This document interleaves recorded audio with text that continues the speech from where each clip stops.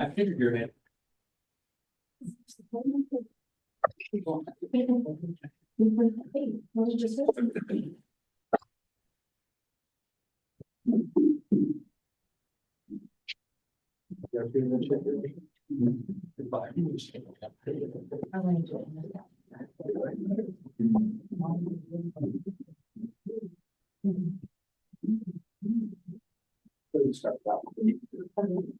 I've got so many doors.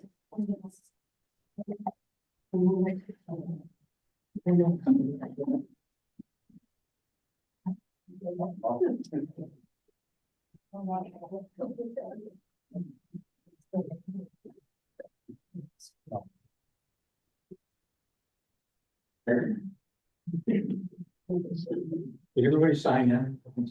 No. Don't please sign.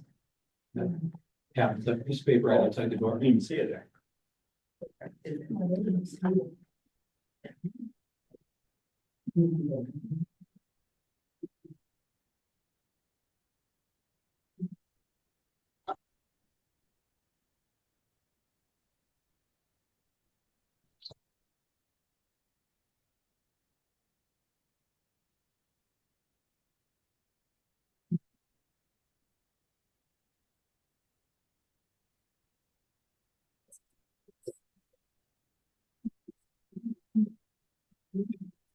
Yeah. We told that.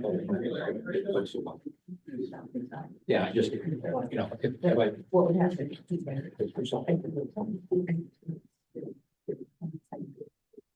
Okay, yeah.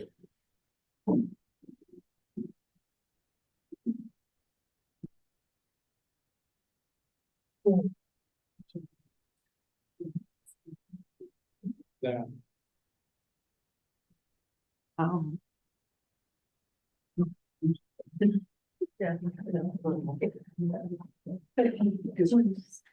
Didn't like Rick so much.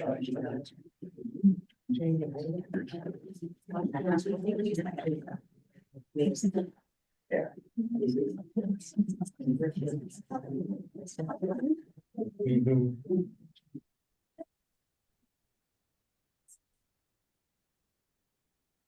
That sounded something about it. Rick is my banker as well, out there, but I go to the big bank, and so I know where you are. It's free filling. Yeah, I guess I just have to fill out the baby stuff. Make the bottom of it more efficient for me, so I was like, well, if I'm filling that out, I might as well put your guys' names on it. I like that. Thanks. So you can read it. That's cute. Is ready? Okay, you ready? Yeah. Okay, I got 6 o'clock. We'll call the meeting to order. Becca, if you want to do roll call for us, please. Mike Burke, Here. Sandra Gerlach. Here. Christine Bob. Here. Tom Stewart, Yes. Monica McHugh. Here. Emerity Keys, I'm here.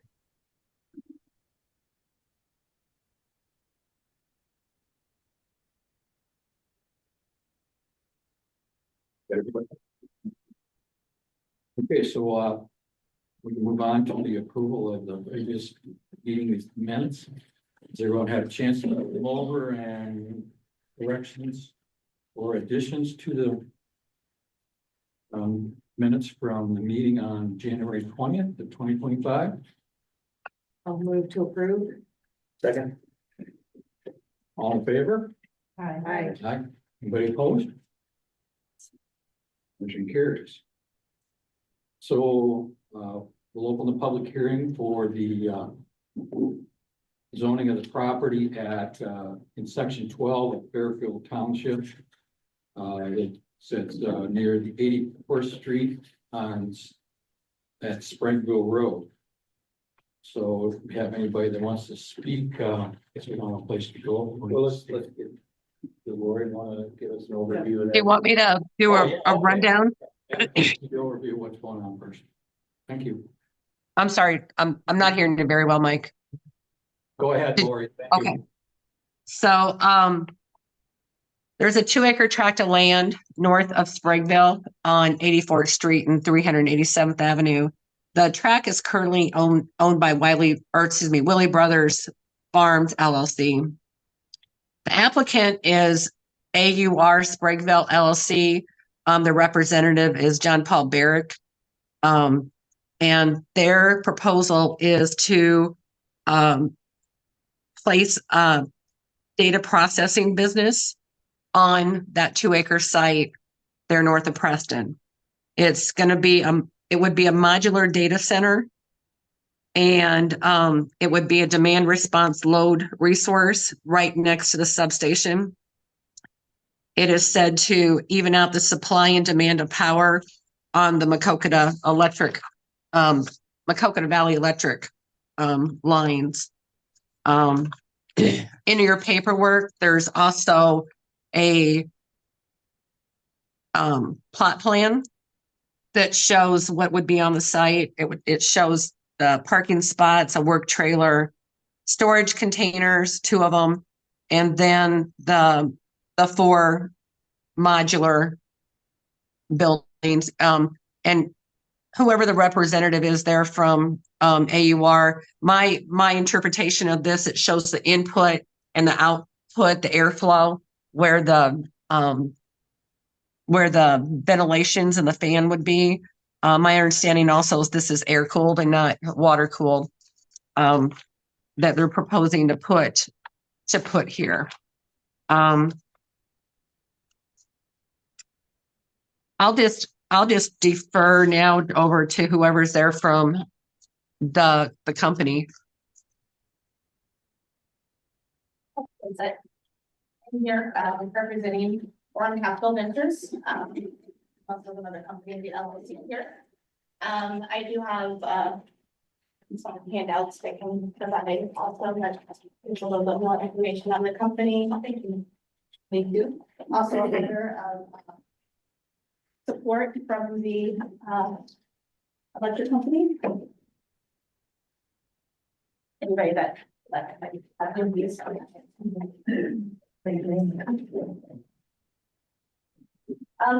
we are here requesting approval for a conditional use permit for this property.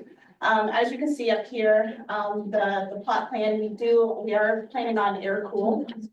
With this, on one of the pages, it does show the fans. The way that we have it set up is the fan direction will be facing away from the closest residence, which is like within 675 feet of this location.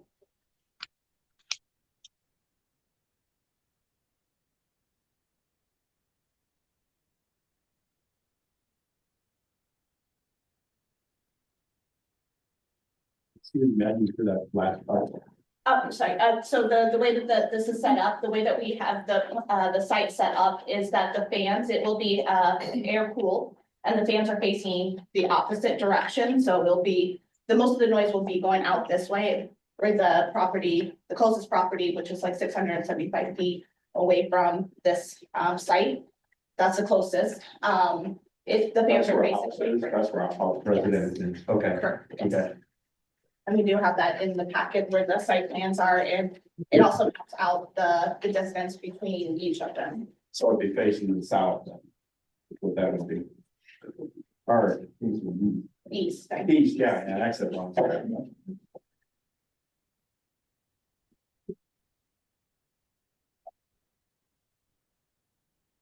But yeah, so I can talk a little bit about Orem Capital. So we've been in business with here in Iowa since 2019. We currently have about 25 megawatts of active operations across Iowa. We have locations in Northwest Iowa, Central Iowa, and now we are looking to move here to more of the eastern part of Iowa. With this, we've been a trusted partner in Iowa's energy sector since 2019, and we are just looking to expand our footprint here. We do, she did mention that we do use demand side management. With that, it helps optimize energy use instead of just increasing the power generation. It shifts energy use to off-peak times, reduces the strain on the grid, and improves overall energy efficiency. And that's us working with the, Boca Cadet, Power. With the demand side management, it does have benefits to the community, with lower, electricity costs, fewer power outages, improves grid reliability, reduces the need of new power plants, excuse me, and is environmentally friendly. It saves the community money, enhances grid stability, and supports economic growth, and promotes stability within the grid. How big is this facility gonna be in comparison to your other facilities that are gonna be here? How many megawatts? It's actually quite small. So right now we have our smallest one is 5 megawatts, so this will be half of that size. How many computers?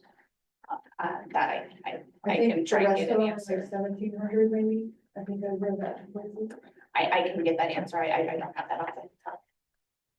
For this size, what's do they have a rating of decimal? Yeah, Yes. they gotta wait. They're gonna wait until public. So on that, with the decimal reading, so right now, the way that it is, we would be about 46 decimals to the nearest resident. And that is within just like normal noise. So once you get past kind of, so we have the south side views here from the previous elevation. And if you're on the side of the exhaust fans, you know, so if you're 409 feet in front of the exhaust fans, it was like 52 decibels. And then if you're on the opposite side, we had a reading from 370 feet on the opposite side, and it was down to 44 decibels.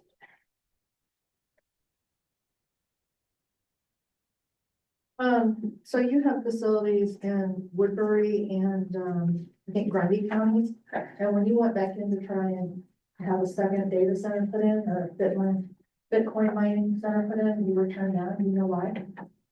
I think it was just the public, I'm not really sure what the full reason, Grundy County, I don't think we've been Well, turned that down was, yet, but, Woodbury, I know is still in consideration.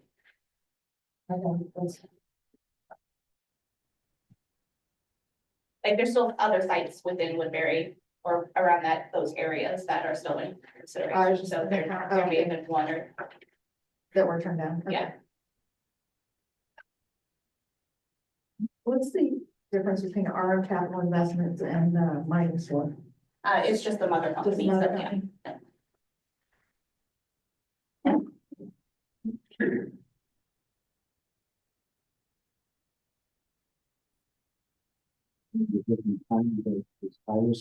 Excuse me, but I'm new at this, my first meeting, sorry, so apparently we can't have the public speak until this representative. Okay, so, yeah, so, anyways, and within the packet, you can see, just there's a couple of case studies that are on the back, some information on just, you know, energy grid waste, and a case study that was done, that just shows, you know, the benefits of our, cooperation with the co-op. We also have the benefits of the state and local taxes, as well as with a site this size, we would have 2 full-time employees. Those employees, we offer full-time benefits, housing, gym memberships, and they're around here, but, so we do, with this site, would have 2 full-time employees.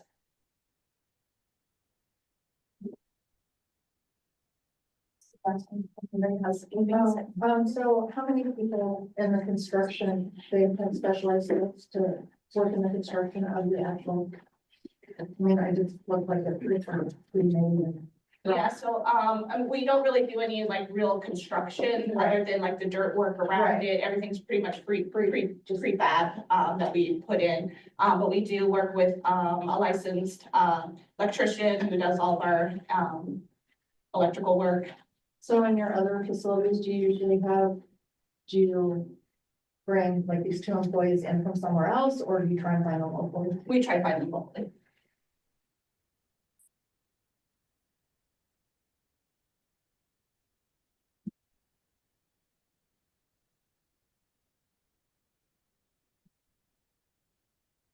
Laura, you want to continue on No, I'm just listening, so we're good. then? I have no comments. Okay. I guess now if,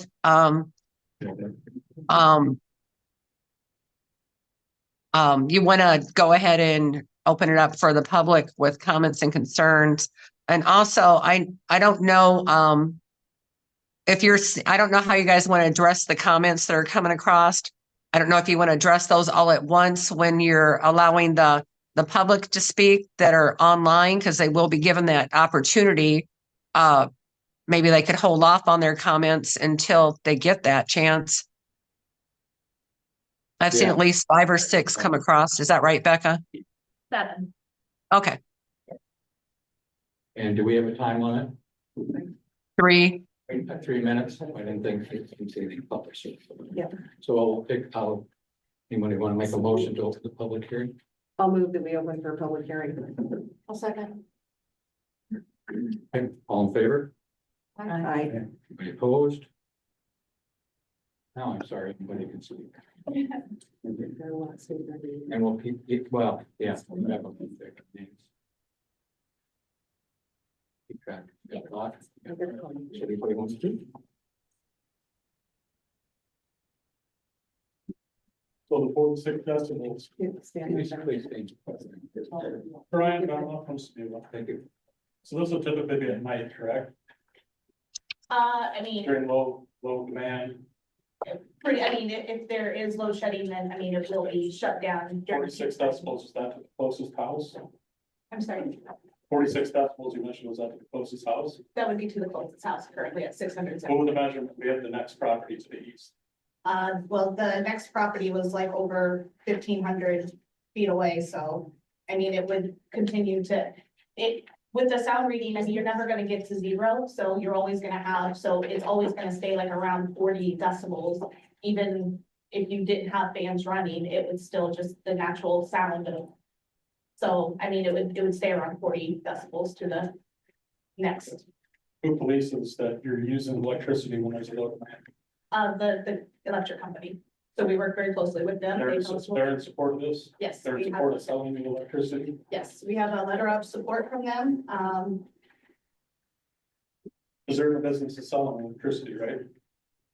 Okay. All right, that's all I have right now. But you know, it's not just about selling electricity. I mean, it's also, you know, that's kind of where those, the case study comes in and just talking about how the relationship between the electric company and us coming in to help stabilize that, because if the grid doesn't, it goes unused, then there can be more problems there than us coming in and helping use that load. So, and again, we work very closely with them to shut off when we need to be shut off. We get fined very highly or we pay high bills, you know, if we don't follow those rules. So, you know, it's in our benefit to work very closely with them and, you know, follow those guidelines. How have they gotten along so far without you? Again, that's not my business I'm not gonna sit here and speak for the electric company, so.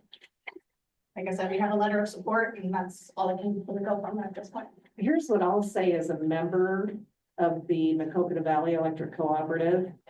To be perfectly honest, Macocata Valley's been very good to us as a farm family. And if they can sell more electricity and give all of us a cheaper rate, because electricity is very much like a commodity. If you can buy more, you can get it at a cheaper rate. And if they can pass that on to us, now, I don't know if that, I would assume that they would. They've been very fair to us. So the other part of it is I like my dividend checks that I get every year from Macocata Valley. So they're very fair with rate increases. In my personal opinion, they've been very good with us.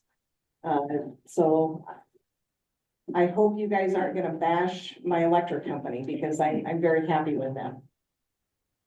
I want to say something. I've been quiet here. I'm not gonna participate in the vote or in any of the discussion because I am on the Macocata Valley Electric Board. So thank you, Monica. I will answer any questions concerning this and Macocata Valley Electric's part in this is we are obligated by our tariff to supply power to any business that comes in and gets zoned correctly. So this to us is no different than if a manufacturer came in or somebody built a house. If they, ask us for power according to our tariff, we're required to supply it. And so we're just simply suppliers of electricity on this. Now, in the past, If you can stand up, give your name. Dale Stelmachus. And in the past, from the other locations, is there a tendency electricity in the price for the neighboring area? Does it affect the price of it? I mean, does it seem like it goes up? Maybe Yeah, more. so with us, it usually lowers it for you, or it remains the same. If us coming in is not going to higher or raise your rates at all. It's at least going to keep them stable or lower them. Okay. Another question, I have livestock right alongside of the cow pasture, cows, baby calves, right alongside where this would be purchased. Does that affect their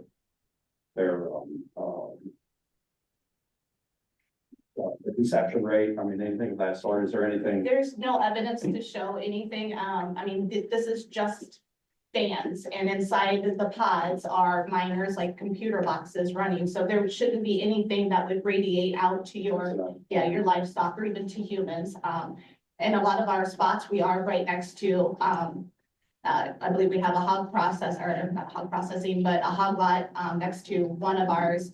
We have cattle. So in almost all of our locations, we are very close to livestock, and we've seen no detriment to their health.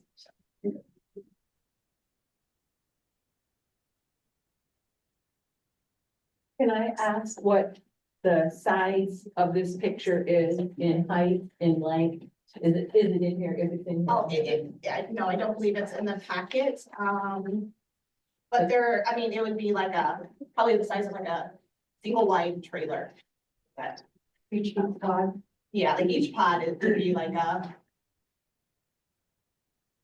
And this is exactly what it looks like. It's not like these are going to be in another building or a structure over these. yeah, correct. So that's actually a picture from one of our current locations, St. Anthony. And so that is what the pods would actually look like, very similar. Maybe a different configuration like you could see on your mapping, but those would be what it would look like. The blue part is where the fan exhaust comes out. Exactly.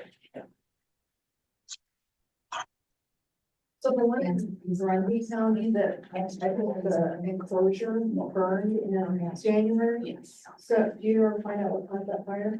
No, we believe it was a space heater. Space heater? Yeah. Okay. Why were those enclosed and these are open here? That one was that was actually our first site. So it was just one of those, things just started coming and we needed to find a quick way to store some of that equipment. So we still had pods that were around it, which you probably can't see that, but so the hoop barn was just was supposed to be temporary, but it ended up staying until it did. But yeah, so in that same area, we're adding more pods, air pods.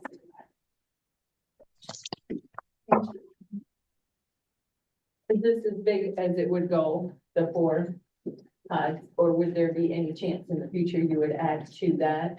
There could be possibility of growth, but at this time, this is it, so.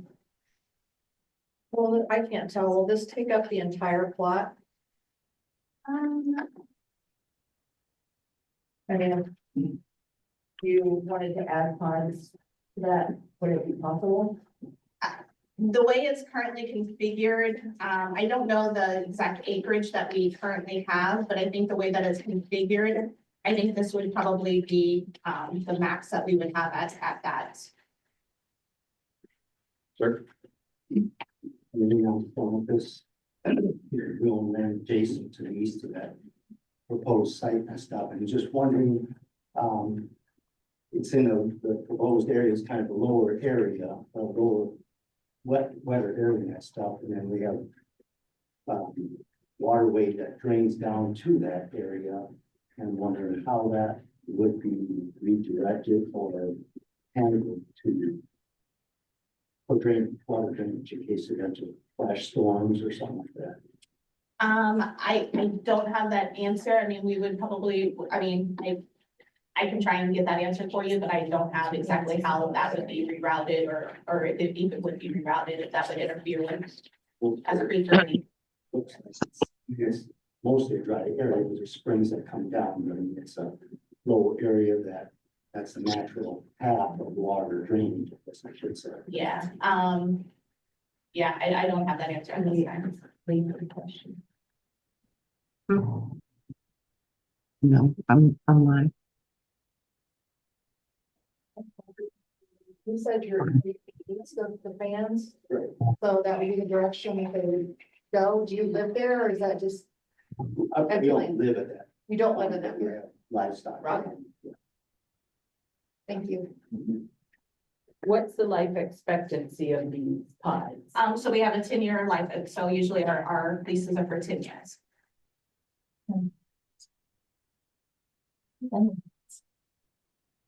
Can I ask a question real quick, you guys? To their representative. Are you guys leasing the land or gonna be buying the land from the Willie brothers? Leasing. Okay. All right, just Lori, I want to make a correction. Excuse me, Lori. This is John Paul Barrick. I'm also one of the applicants. It's a purchase of the land. It's not a lease. Wait a second, we have too many people going on at the same time. The applicant. Sorry, guys. To clarify, this is a purchase of the Trent Willie's property, not a lease. So. I don't think- Okay.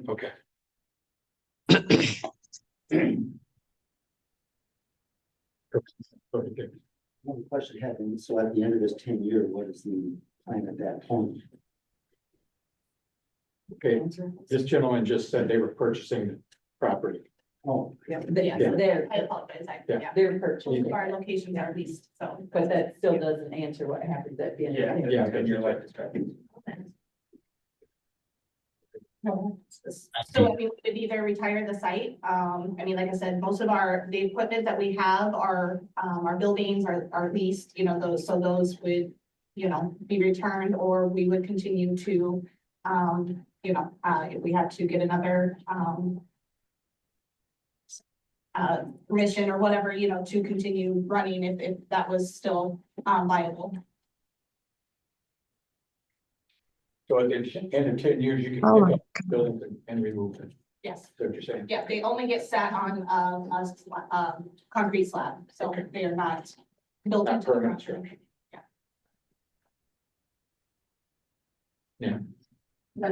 So going forward with that, just so you know, most of the other people know, I'm a county supervisor here. So you would still, at the end of the 10 years, be responsible for the ground or maintaining the ground, keeping it clean. Yes. Any waste, debris or whatever type that way, I'm assuming. Yeah. And then, another question I had was, you did say, if I wasn't mistaken, like during peak energy times that you would be shutting down, because obviously you don't want to pay Exactly. them high peak bills Yes. either, because that would probably zap your. Yeah, I mean, we have programs that we, you know, there's usually times they'll notify us ahead of time that say, hey, you guys need to shut down during this time and this time. And so, you know, we have either someone on site or by a push of a button, we can shut everything down. And so we're using minimal energy at that time. Okay, and then are these classified as portable buildings? Yes, I believe because they're not a permanent structure, so they're not built. So then they're not like taxable, or the only thing that would be taxable would be the land? Nin, can I interject? Yeah. Okay, so even though they're technically classified as portable and they can be removed, they will be connected by a source. They'll be connected by conduit or whatever electrical wiring is. They will not be I am confident they will not be considered as contact. They'll be considered real estate is my understanding. And then I think one of the big questions that I've heard from people in the public is what type of would our fire departments need for fire suppression? So normal, I mean, there's nothing hazardous that we have in, other than the computer boxes themselves. So, there's not like a hazmat or anything, specific that you would need. Like the fire that we just had at Melrose, it was just the fire department, and a water supply. So basically then Coconut Valley would cut power and they would drown with water. Yes, I'm sorry, I can't, yeah. Sorry. Yeah, that's correct. And this is a metal building or metal pod, so the fire, it has to catch on wood. So there was a question here in the chat of everything can catch on fire. So what's catching on, there's no wood there, other than, the original facility that we sadly burnt down. Also, the question on sales tax, we do pay sales tax on energy, roughly $60,000 a year will be paid to the taxes for this facility. I think the question was more geared around property taxes versus sales tax. Understand.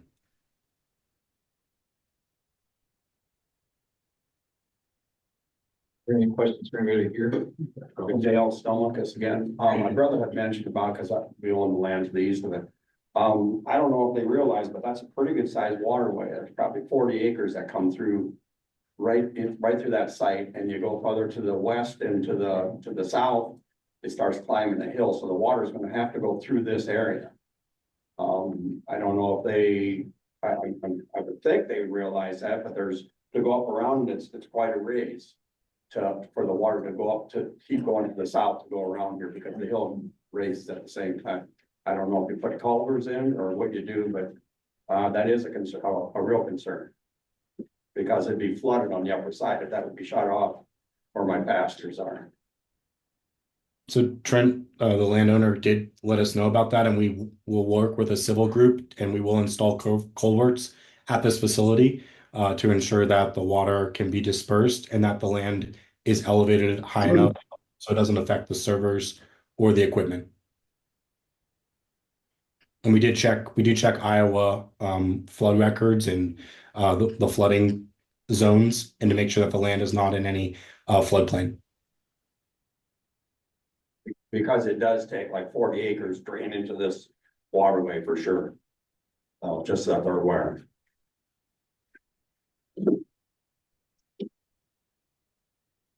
Yes, ma'am. Excuse me. I'm Erin Tummy. My parents are Rhonda and Randy Roman, who own the property that is closest to the proposed city. Okay, so just a little fact from the EPA website that I found. I think you quoted 46 decibels. In average, yeah, correct. So EPA site says a level of 45 to 55 decibels is enough to prevent, or excuse me, to cause activity interference, annoyance, and these levels will affect spoken conversation, sleeping, working, and recreation. So it is a bit of a nuisance for them. So we purchased this acreage however many years ago. It was never a concern. I don't think they anticipated having an acreage at the end of a dead-end lane with timber and croplands drowning it and having to worry about noise nuisance. So Yeah, and I know it's a concern, but I really, it's a concern. it is a concern, To yes. their And I mean, to their- yeah. well, I mean, but yeah, and the decimals are very low at that, it's basic, 24/7. conversation noise, so. But yeah, I mean, we look to be good neighbors. So, if there are things that we can do to mitigate, like if they feel that the noise is too much or whatever, we want to be good neighbors. So, and we are willing to work and help mitigate anything that we need to. So by trying to face the fans away from the residents is one way that we're trying to mitigate that, that noise reduction for them. Would there be any other options for noise mitigation besides the direction of the fans? So I can kind of hop in here. Sorry, I'm Charlie. I'm the land agent for Orem Capital Ventures. So spillway coming down here. To mitigate sound, we use trees, we use barriers, we use whatever we can to mitigate sound. The last thing we want to do is set up 10 years here and put millions of dollars of infrastructure into this property and then take everybody off. And then have to come back here in a year and sit in front of all the people that we just sat here and quote unquote lied to, because we're not lied to here. We're not gonna come in and tell you that we're gonna put a hog confinement building and nobody's gonna smell anything. It's an operation that is loud. Where it's located, it's kind of at the bottom of the hill. So we're not worried at 500 feet that we're gonna bother anything. So if you think you can hear your refrigerator running from 100 feet away, that's basically the threat here. You're not gonna be able to hear equipment at greater than 500 feet. The one thing that we haven't done yet is taken ambient temperature noises at a property and then went and taken noise at a property over 500 feet away after we're running. That is going to be done here this year. And so if I live for land, that is my goal, is to be 500 feet or more away from a property that is actually gonna have a residence involved with it. So, that's where our safety zone is. Like I said, we're not gonna throw $1 million investments to millions of dollars. I think this 1.1 million is this particular site. Just come back here in a year and have to take everything and do things differently. So when Tasha said we want to be good neighbors, we want to be good neighbors. We don't want to take anybody off. If I have to put a barrier up, if I have to plant trees, if we have to do anything like that, then we do it. Our projects are not haphazard. We have civil engineers that actually sit down and design everything out. So for your sake of the water and drainage and things like that, we know that happens. We're not just guys that hire a couple, guys in a pickup truck that lay slab down. It's a 4-inch concrete slab. We're a professional setup. I know some of the pictures that Tasha's put in the booklet shows that everything is perfect, everything is neat, everything is just, the way it should be. So there are people in this industry that have bad names. They come in, they put all of this stuff inside semi trucks and they wheel it into neighborhoods and they plug it in power and sit there and make as much noise as possible. The wheels go flat on the trailers and the truck on the flatbeds, and there's just a lot of different things within this particular field that there are fly-by-night companies out there. We have 7 banks behind us right now with a pocketbook of $1.1 billion that they're starting to invest in us as a company. So we're not just going to come in and start throwing stuff around. We take care of our property. We're not going to let weeds grow between our rocks. We're going to have a maintenance guy. It's going to be a full-time guy. They do take care of different sites, but it's not something that you're going to drive by and see an eyesore. You're going to have your window down when you drive by it. Are you going to hear it? Absolutely, you're going to hear it. But other than that, it's, we'll mitigate whatever problems come up. I will give anybody here my phone number. I also have a copy of the INDEC letter stating that they're fine with us using the power. And I don't know, sir, if you can particularly know this particular substation. Is it owned by INDEC or is it owned by? Yeah, we're in the Coconut Valley. Electric owns the substation. Many times when I go into communities, the substations are not owned by the actual cooperative. They're owned by the generation and transmission company. And that generation and transmission company sets a value aside for some of these substations. And some of those values can be $35,000 a month in charge. So when we come into communities and there's a substation sitting there that's being used by 10%, they're throwing money in a hole. And that's kind of what INDEC is doing, so to speak, but they're not actually paying rent on it. But you guys are paying the rent on it. So now we're taking the capacity of that substation and making that substation actually viable, and we're just making money. So instead of robbing power from you or thinking that your power is going to go up because we're going to use it all, your power will actually stabilize and most likely could possibly go down because we're using enough power. We're adding to their operating budget that like they've never seen before. Some of the communities we go into, we use more power than the actual town uses itself. So we stabilize the power, and sometimes we bring it down, but you're not going to have to worry about going up. So if anybody has any questions for me, feel free. So I've got one comment, because you said that you've got cattle over there. So are you weaning calves over in that area? If you're weaning calves, and if you're talking about noise over there, I can guarantee you that weaned calves are much louder than 50 decibels. I hear about 200 of them every spring. So if you're hearing that, and if you're gonna complain about 50 decibels, that's kind of a big difference. I don't think so, has 24/7, 365. And I can tell you, living there for 20 years, I've never heard someone's cats bellowing or leaving. I live on a farm myself. I understand what kind of bellowing sounds like. But I can tell you, that's not a nuisance. 50 decibels is probably lower than what I'm talking right now. So I'm not discounting worrying about the noise level, but I can tell you that 48 decibels is not a lot. You have to wear hearing protection in a manufacturing plant at 85 to 90 decibels. Half of that is what we're talking about here. And the EPA says 45 to 55 is considered a nuisance.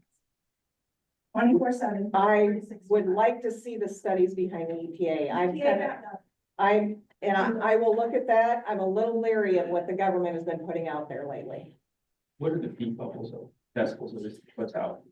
That if we were right up against it, I'm just talking that, like, it you doesn't have, fluctuate, if that's what you're asking. Yeah. It's gonna always be the same white noise whether, until we're shut off.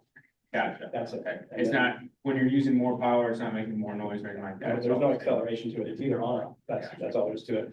We go from, you know, our highest peak load down to about what your house uses in less than 5 minutes when we shut off. We do have a little trickle that sits there and kind of puts everything on idle. But as soon as it says that, okay, you guys are clear to turn back on again, the power's dropped down to a level that you're comfortable paying. That comes right back on. So being an average of 46 is pretty much steady, 90 days, what it is. And it's, like I said, it's a, like your fan in your bedroom. I don't want to say it's in your bedroom and it's loud, but it's that noise. It's all there's to it. So it's not like beeping, honking, bellowing of cows or anything like that. It's just a steady sound. And once again, we're confident that 500 feet not gonna be here. There is studies done, and studies done on that EMF exposure to close neighbors at the properties. Since it's.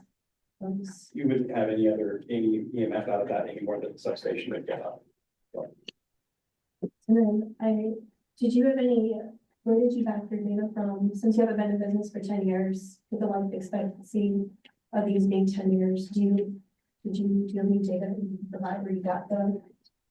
I don't, as far as these buildings are concerned, they can be repurposed, so, For shipping container. we can buy new servers and put them in here and use it as a data centers for its clouds, credit card processing. The biggest push right now is artificial intelligence. So the run for data processing and the run for artificial intelligence is worrying the heck out of people. And I don't know if anybody in this room knows about Dwayne Arnold in Cedar Rapids. It's really Yeah. because of power. There's also one in Michigan and I think Pennsylvania. So there's 3 power plants that were nuclear power plants that were all decommissioned that are all now coming back online for this. So I don't see in 10 years that the service is going to go away. If anything, what happens is the computers get smaller, faster, and more efficient. So we can stick more into the building. So we can expand that way. And it kind of just matters on where the X factor is.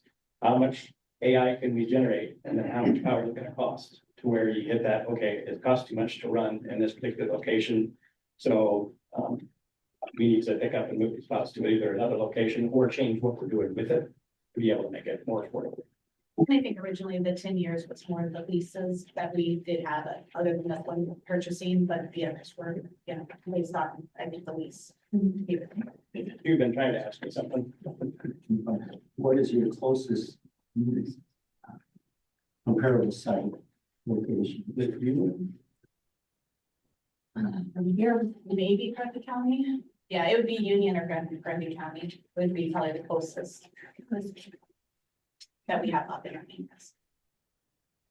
So one room still, despite the fire, that says still up and operational. Parts of it. Yeah. Yeah. Yeah, the main one, I think it was 600 or 800 servers were burnt. But we still have the units that we have pictured on the outside that we built out with. we sometimes will take and help out the substations and upgrade feeders and put fan kits on, things like that, so we can get more power out of substations. I believe that's what we did for these centers. I would like to add, so when you say you shut down, you're shutting down the fans, you're shutting down your whole computer system, you have a battery backup, or you're not operating at all. Everything is completely, No, it's never completely silent. The fans will come down, and the computers basically sit idle and do nothing. So, like I said, we'll go from, 10 megawatts, not saying in this location, 10 megawatts down to, I think it's somewhere around 1,200 below kilowatt hours in a matter of 5 minutes. And we just sit there very quietly until the power becomes more affordable for us to be turned back on. so it's not affecting your work for your customers? Yes, it will. Okay, Yeah, and they know that if they want a non-interruptible rate, like what Meta would do, what X would do, what Alphabet would do, then they know that they're gonna pay for it. So there will be sites that are going to be developed out, like we're building one up in Wisconsin right now, there's a very large one, so about 600 megawatts is what we're looking at for a target, which that's quite large. It'll take about 450 acres of land, so that would be a different story. That would be a non-interruptible service that would have to run 24/7. will that be Bitcoin mining too? No. No, that'll be just. That would be data processing and cloud and artificial intelligence. So basically, they're kind of like the mini, they're all servers that you're putting in, Right. correct? So it's like a mini station of what is in Des Moines, like with Google or Alphabet and Facebook and Apple, they all have data centers in Des Moines. Yes. And in Polk County, they're actually quite large in there. So this is just a mini, what's there. Yeah, correct. I think it's Alphabet, which is Google. Yeah. Is putting in a $715 million investment in my town, in Cedar Rapids, where I'm from. Yeah. So, we're not trying to target those top Right. 7 companies that use it. We're trying to target the 400 that are below that need it. If you look at how expensive data is coming along in California. So here in Iowa, Wisconsin, and Oklahoma is where we're kind of concentrating on. We pay about 4 cents a kilowatt hour. It's all in. And if you look at going out to California, they're at 68 cents. So if you're using 5 megawatts of power in Iowa, utility bills a couple $100,000. Using that out in California, you're talking a couple $1 million. So people are having to abandon and run everything remotely. And so all this is coming from East and West Coast into the center of the United States, and Iowa is getting to be pretty full. 15 years ago, I worked for IBM in Dubuque and I managed customers who had servers in Lexington, Kentucky. We had another 2 in Colorado and then I think another one in Georgia. And so very similar where we would keep track of the storage units and. Yeah, and what we do is we target companies that don't want to do that, that don't want to pay 5 people or 3 people to sit and maintain servers all day long and pay for the exorbitant power that, they have to pay for. It's just not what they do. If you look at like Circle K credit card processing, they run convenience stores, they don't know what data centers are. So they just rent space and it's cheaper for them. A $1.1 million investment in this data center, and it's a small one, comparatively speaking to, like I just said, 715 million for a very large one. So they don't want that expenditure either, so they just rent space from us. Comments on. Yeah, just trying to make sure we got everybody taken care of here. So if you got any comments on I there? just have a. Okay. So is this like chain link gated Chain link. community that nobody can get in? Yes, but- biometric security. And then will it? I'm just asking because we kind of went through this in doing something with the wind turbine, where we wanted phone numbers for companies contact. Will that be posted readily available if there would be a fire, if there would be a break-in, if there would be, who gets contacted? I believe that's required. Yeah, I mean, whoever our site lead is, so I mean, each site will have its own lead and they'll be responsible for, being part of the community and, so those, they would be the point of contact first. And then it would go out to maybe then their supervisor, then to probably JP, like if there would be a fire or something like that. Fire lots, right? It's like new businesses are required to do. Yeah. So, yeah, I think we're required to have the fire locks to get into the gate as well as an external source to be able to shut the power off so they don't have to call it back and say they shut us down. So they can just switch it down and then start fighting whatever fires they need to fight or keep it from happening. Thank you. I have a question. If there was to be a fire, would our fire departments be equipped to put up a fire? And also, would there be any hazardous materials that would result from a fire at your location? So that would be a question, I guess, for the local fire department here. Grundy Center was able to put it out. I'm going to assume the forces are probably the same size, and I don't know if Grundy Center is volunteer or not. I don't think that, I think the closest fire department is not that close. Yeah. So it could be an issue if there was a fire. They're both 5 miles apart, Mary. Springville and Preston, or Preston and 5.7. 5.7. They're both- Springville, yeah. They're both volunteer. Yeah, they're all volunteer. Very limited. And I mean, the same with Grundy County, I mean, they had a haul in water, like, I mean, if, it was, I think Wellsburg was the closest, fire department, so. But to answer their question, no, there's nothing special, like I said, things have to be put out with water, other than like the computer, they just pretty much melt, at Grundy County, Melrose, we don't have to have any special, Decontamination or hazmat. yeah, hazmat, anything to get rid of what was there, other than scrap, so, and being good.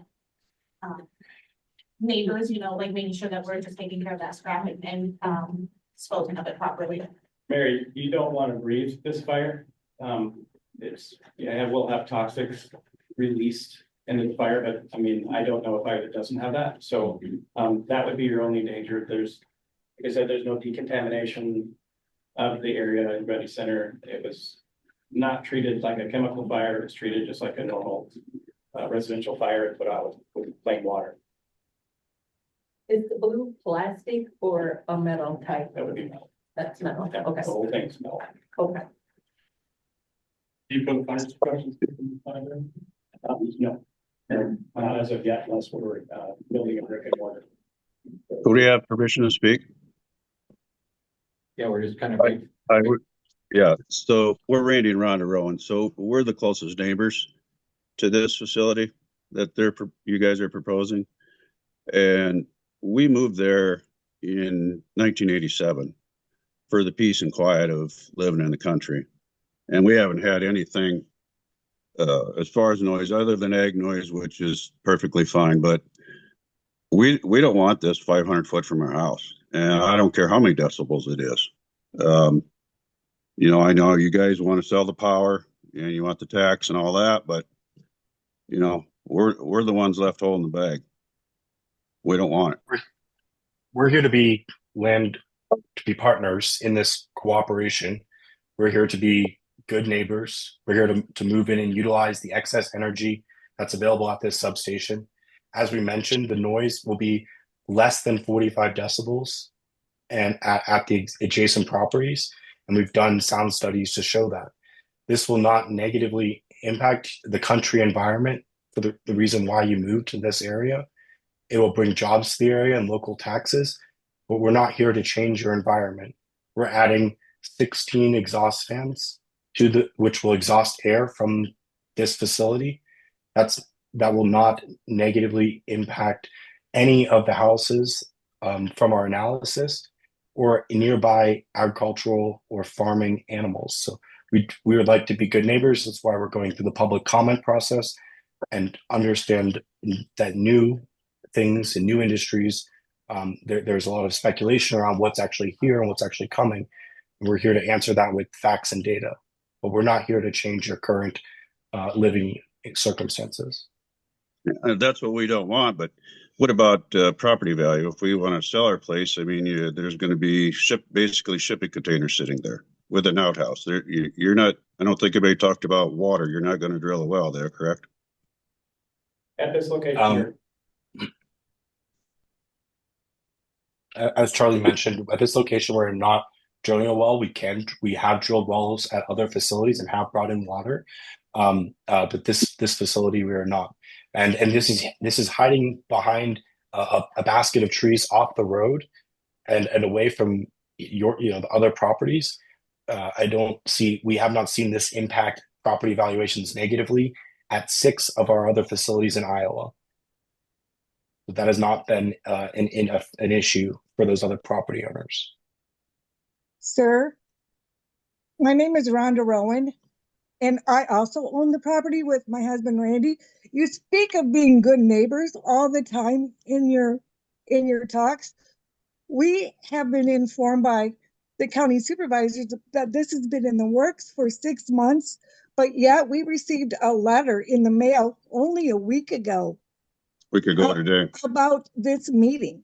We're on vacation, otherwise we'd be there. We are in Arizona on vacation. We have received data and emails on the wind from your people, from Trent Willie, and you say it's 45. We have constant 57 is what some of the videos show, is 57 decibels. We have the videos in the email. They came from your people, sir. And you say good neighbors. Would have you spoke to us about how we would feel about having this in our backyard? May I ask the people in that room on the board, would you like to have a vacuum cleaner running in your house 24 hours a day, 7 days a week? And these people who say they are good neighbors have never said a word to you. This is the process we have to go through in order to obtain a permit, and that involves the notice that you guys received because you are a close property owner.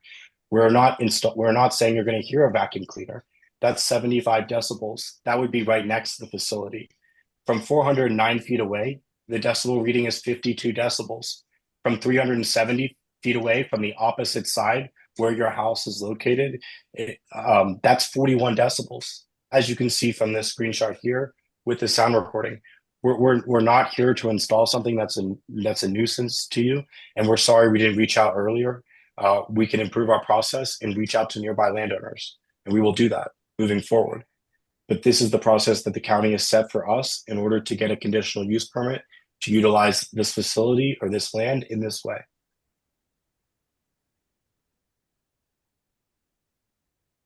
Okay. We still don't want it. I mean, that's our position. And it will be. And we are the closest people that live there who this will affect the most for the rest of our lives. For the next 10 years, for sure. And which property are you guys on the map, just to make sure I understand? We're the house on the, we're the closest property owner, 500 feet away. So you guys are 675 feet away from the parcel, and you're facing the direction that's not the fans? I was told 500. I didn't walk it off. I saw what was surveyed off. I saw the Willie Brothers land that was surveyed off. I didn't measure it from there to our property. I was told it was roughly 500.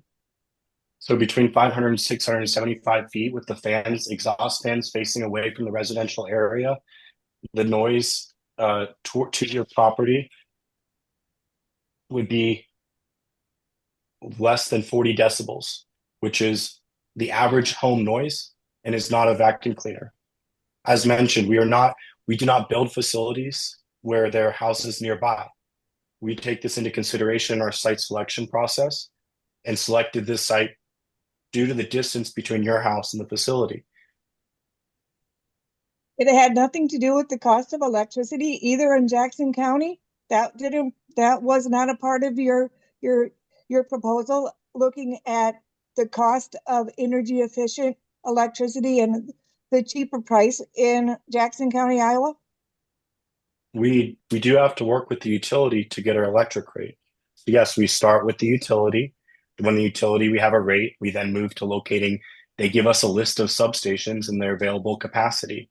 This substation, the one in Spragueville, came up and there was capacity available that members are paying for that is not being used, which is directly increasing the price of energy to all members when this facility is not being used but being paid for because it's been built. So we intend to move into this area, build this modular data center, and lower energy costs for nearby residents.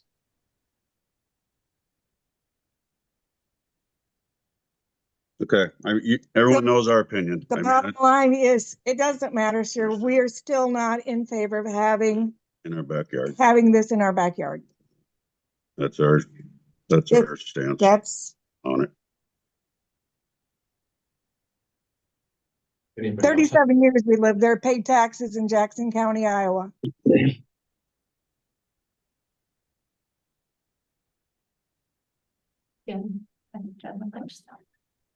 Sorry, I was just writing down a few points that I want to respond back to Jean-Paul about.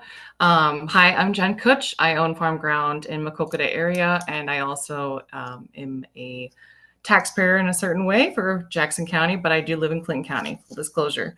So it sounds like there needs to be a proper ordinance written before the county approves any permits.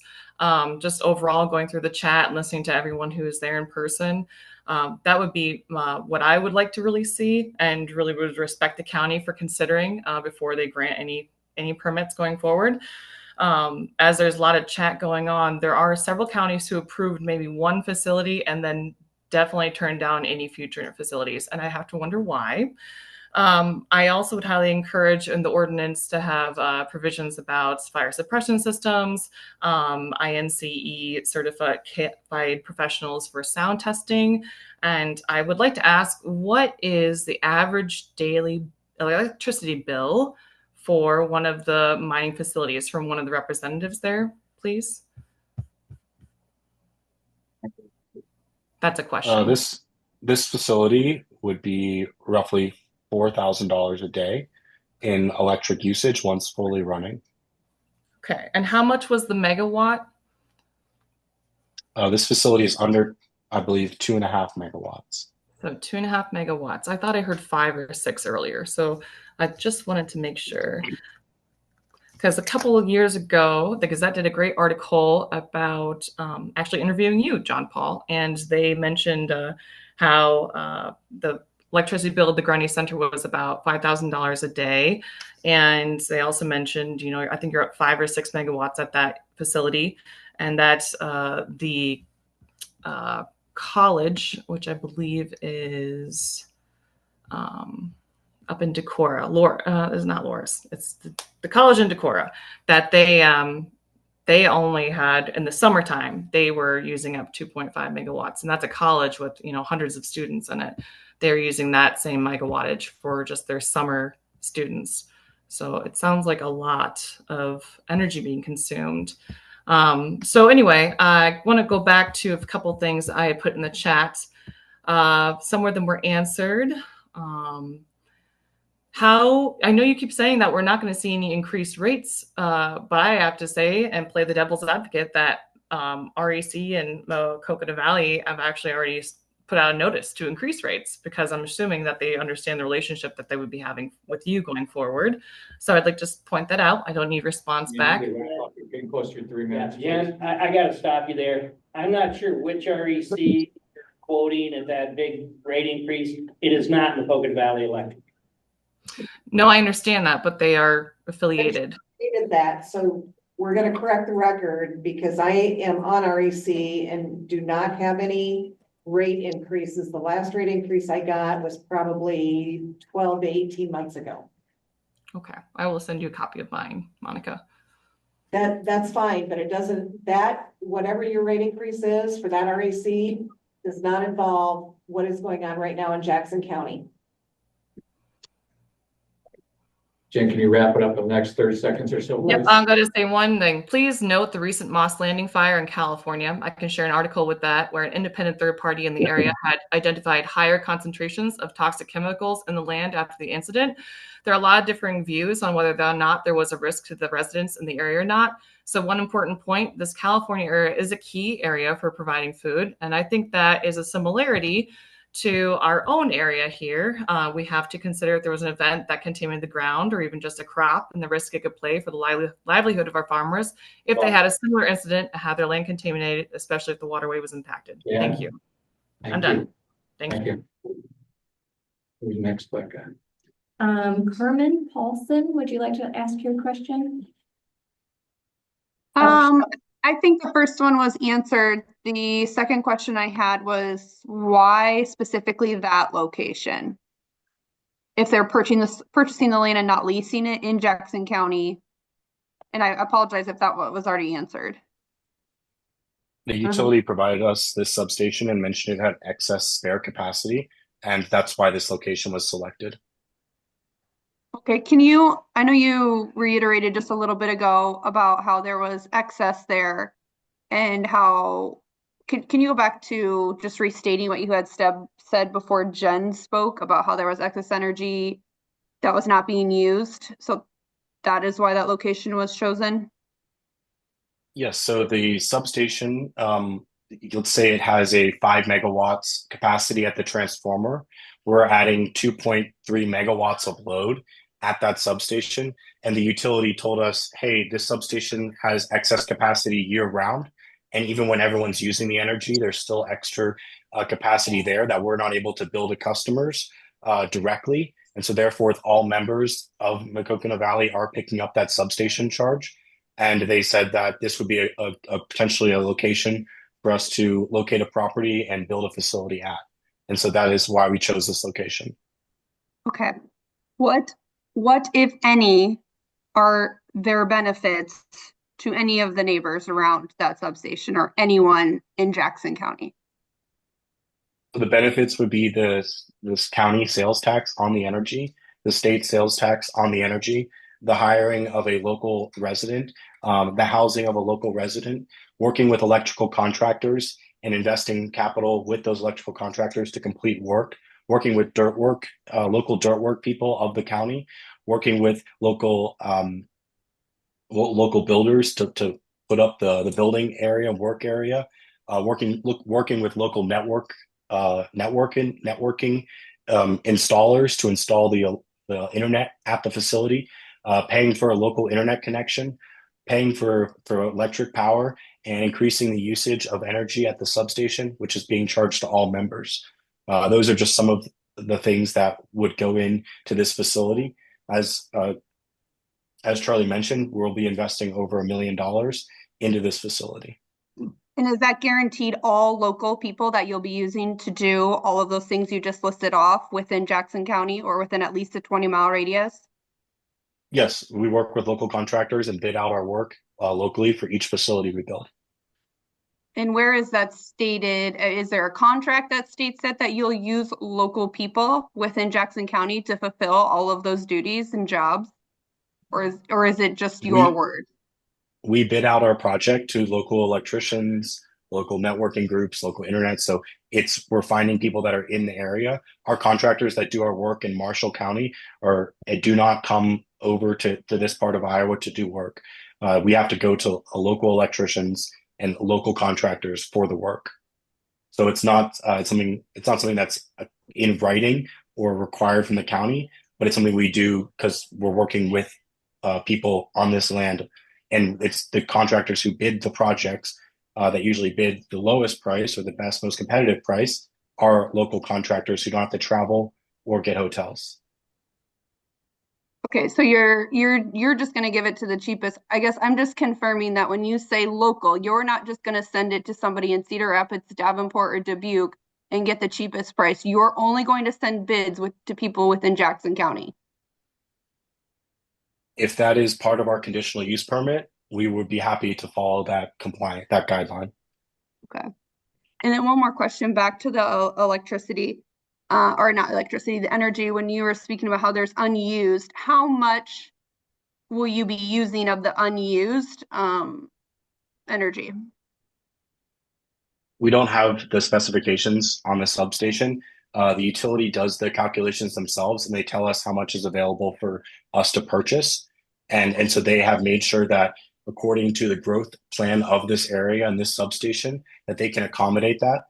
They don't put any future expansion plans that are, in harm's way because of this project. And we've seen in other locations where they've said, hey, this isn't available anymore because the community is growing and there's no more capacity.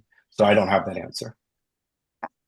And I apologize, you were talking a little bit about the fire departments. Have there been conversations with the local fire departments if there was a fire to break out? We have not had conversations with the local fire department at this time, but this is all standard electrical equipment that's UL certified and follows those certifications for electrical safety. Okay.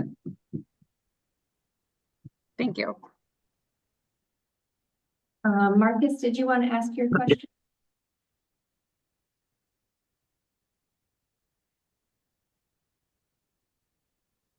Marcus had a couple comments, and his first was, why are they planning on rezoning farmland when there are a lot of commercial land for sale in Jackson County?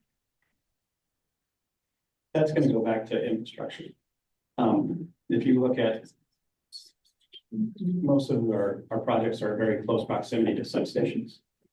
And so, if we start going out 2,000, 3,000, 4,000 feet away from the substation, it increases the infrastructure costs by leaps and bounds.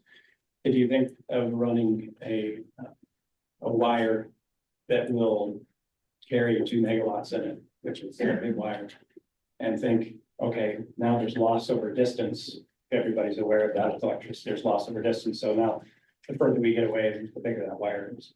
And it goes from, $35 a foot, $50 a foot, to $80 a foot really quickly. So we try to be as close to substations as we possibly can. So identify that, we identify the landowners and obviously purchase or lease land from them. Usually that land is. Yeah, that's where substations usually are, unless they're right in the middle of the city and we're not flopping down anybody's basement anytime soon. Here's what I can tell you about that. My husband and I built a new house or building a new house.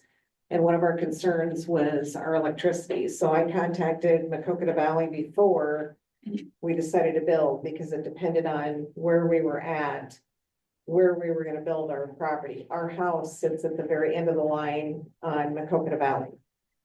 And I wanted to put the house on the west side of the property. My husband wanted it on the east side. We put it on the east side because in order to build out my Maquoketa Valley Electric, it was almost $20,000.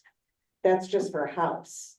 So I understand the need to be close to a substation in order to put something that is drawing a lot of electric.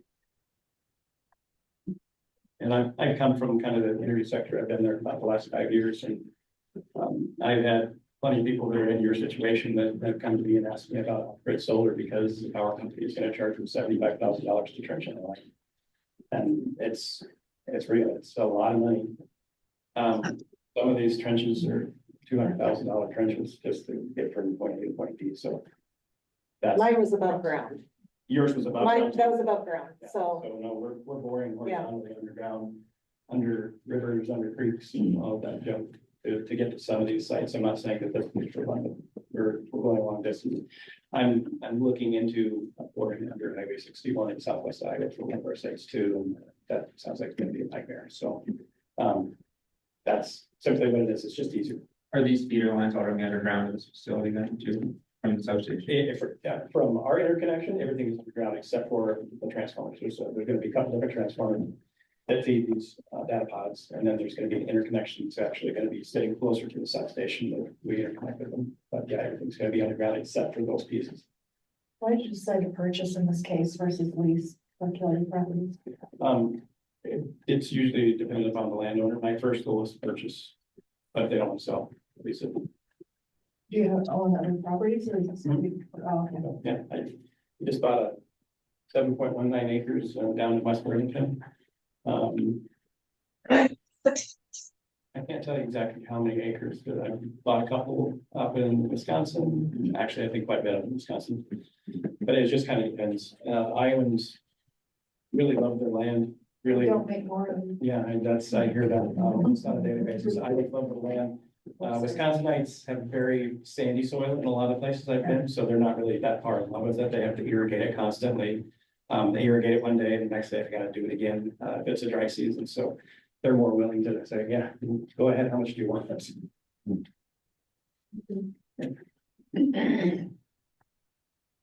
Got somebody else here, Becca? Yes.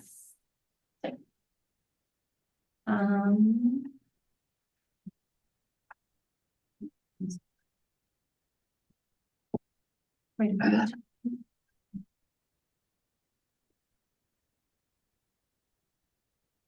Mark, first question, Travis Kiefer, did you want to ask your question?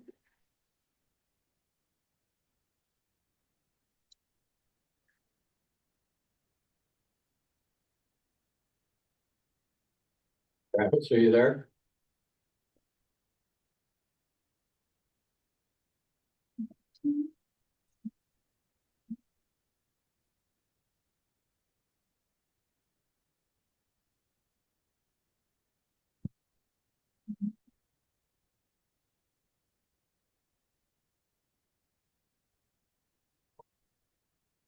Does the iPhone want to ask their question? What are the vibrational effects on livestock and other environmental impacts?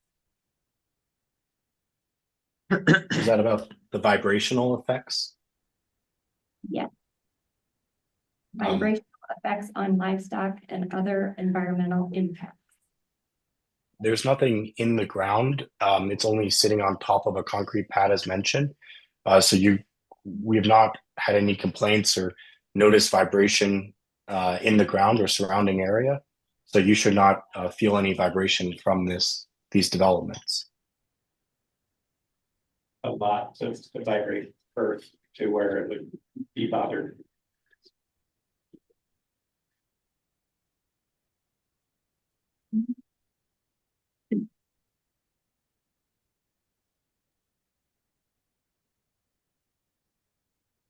Have a question?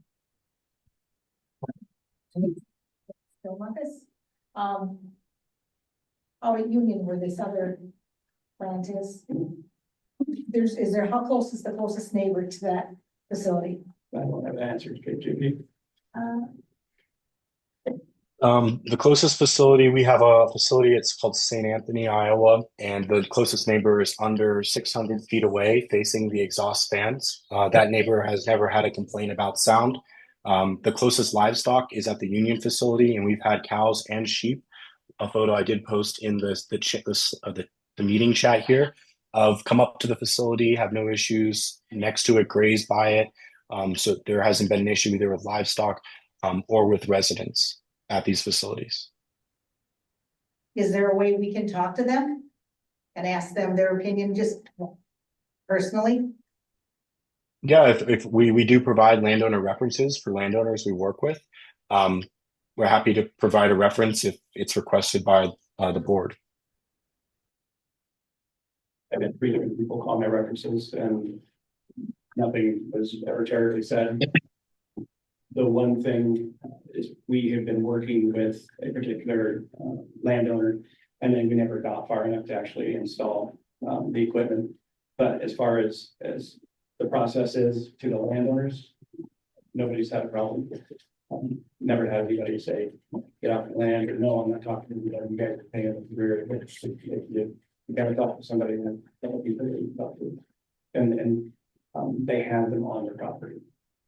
So we make sure, once again, we don't set up anywhere where I have to come back here and fight you. I mean, not physically, but I mean, where I have to sit here and have conversations here.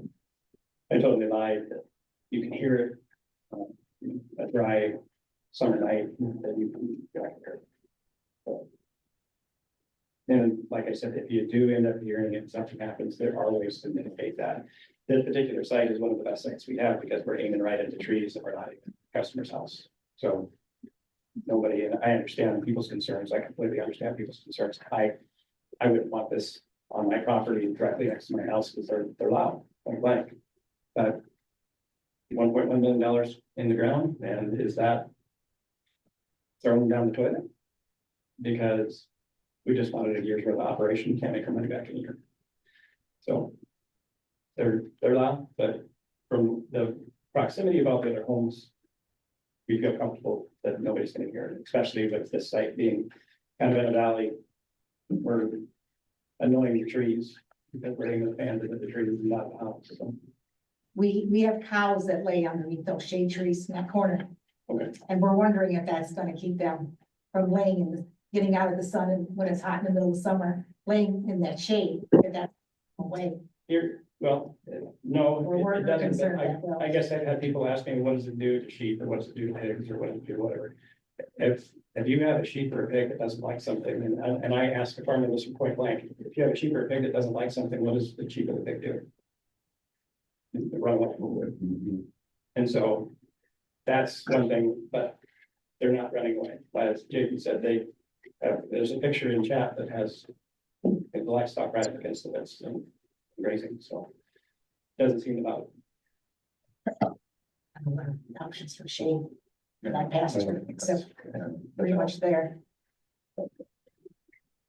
Can you do anything to be proactive and mitigate the sound, like when you build it, you plant trees? around it or This something is to- right into a cluster of trees. I don't have a very good picture of it, but I brought it up on Google just to see where it was at before I had this conversation, and there's a cluster of trees that are there that we're gonna have to tear down some of them to be able to get that spot viable in the first place. But like I said, there's a very growing area right there.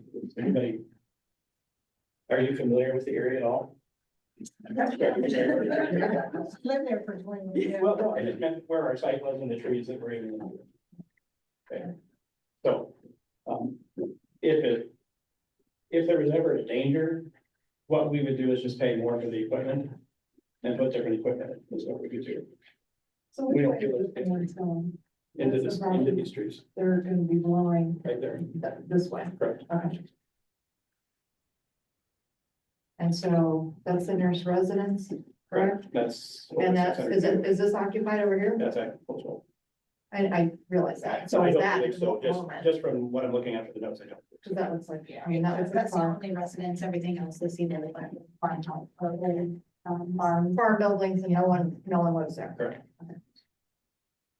Yeah, we're not trying to Right. sneak by saying it's zone ag and. I know, I pulled this up the other day and because I wanted to look at it, see if it was close. Anything else, Rebecca? Mary had a question. Is the facility manned 24/7? Mary, if you have anything else, you may unmute and speak also. It is, this particular location will not be manned 24/7. I don't think we ever have a need to have anybody come out at night. So it would be worked on between 9 to 5, and a lot of this is done remotely. And we do have cameras that we do monitor the sites. All of our sites are on cameras, so we are able to access, at least visually, all of our sites. And on site, we usually have somebody there from 8 to 5. Are they mainly maintenance? Are they mainly maintenance? Cause supposedly they're not operating during high peak hour during the day, right? The cameras would. No. The employees, the 2 employees Oh. that will be there. Yes, So they're just maintenance on the servers? Correct. yeah, or, yeah, we're Or on getting the reminders if On there's the a grounds, yeah. okay, so there's, yeah. Yeah. Thank you. Ashley Johnson, her question, you may also speak and unmute and speak if you'd like, Ashley. How do they cool these pods? Don't they generate a lot of heat? What is all the energy needed for? What chemicals are used for coolants? Does that not play fire hazards? So, I mean, there are no coolants that are being used. That's where the fans come in. The miners themselves, the computer boxes is what generates a lot of the heat. So that's why we have the fans blowing heat out. So that's where you're getting a lot of that noise. But there is no like coolant or anything else other than fan use, that is cooling these pods. If a fire does occur, what do we do with the chemicals being emitted into the air or ground and close water sources? And are there steps in place to minimize the problem? Again, this would only have plastic and metal. There's not going to be any chemicals, no fluids at this facility. So those contaminants would need to be removed from the water, but would not be any liquids that would seep into the water supply.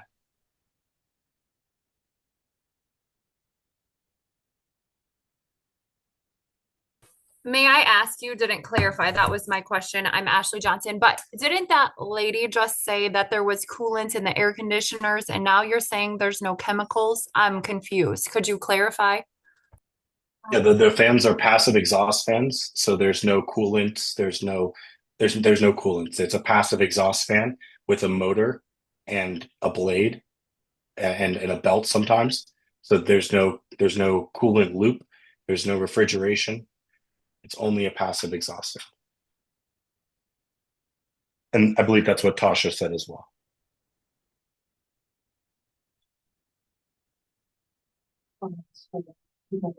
The only place would be in the worker's office. In the office. Yeah, the office, and that would be the only place that you'll have like a window air conditioner. Okay, thank you. Our Grundy Center, it had quite a few servers in it, and there's a YouTube video of a blogger that went in and looked at it. And I believe it's somewhere around 25 degrees outside. And if you go to part of the facility where the fans are all kind of concentrated, it was still 90 degrees in that area, and they don't have heat in that area very well. So they take the equipment out to work on it. Okay. Amanda Rickardson, feel free to unmute. Your question is, what will this do to our energy rate? We just got a rate increase of almost 12%. That's. Okay, so I'd say again, we can't comment directly on the energy rate. We have seen from the USDA, U.S. Department of Agriculture, we have lowered the energy rate at facilities we've built. But we can't comment on it, and we'll let Lakota Valley if they want to comment on that. But we have seen a reduction, but we can't say that that's going to happen, and I don't think they can either. It was just that if they're going to be using so much more electricity, just common sense to me would be supply and demand would be they're using more, we're going to have to all pay more. So Amanda, today we were turned off for over 8 hours because the energy prices, they grew in price, and the community needs the power because it's so cold in Iowa. So during this time, we build flexible demand, flexible load, and we turn off that load, giving the power back to the people. In order to meet the demand, when everyone wants to turn on their light switch and get electricity immediately or turn their heater on, you need either natural gas plants that can meet that demand or flexible load you can turn off. So by having a load like ourselves, that prevents the utility from having to go on to the market and buy higher priced energy, and instead can tell us to turn off. So that's why we reduce energy costs versus make them more expensive. It's because we're running when no one else needs the power, and then when everyone needs the power, we're turning off. Because we consistently consume power every single day, the utility can count on us to bid our power into something called the day ahead market and buy energy there for us. And then, like I said, give it back to the people when we're not running because the price is too high or because everyone is using the power and there's too much demand on the grid. So that's how we don't run 24/7. We turn off when it doesn't make sense for us to run, and the utility tells us when we need to turn off to give the power back to the community.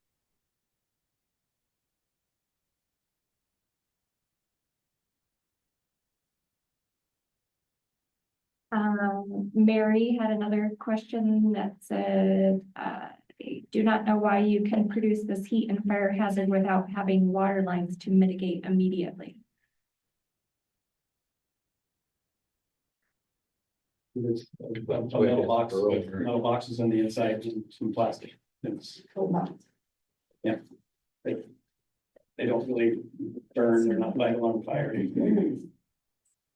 Yeah.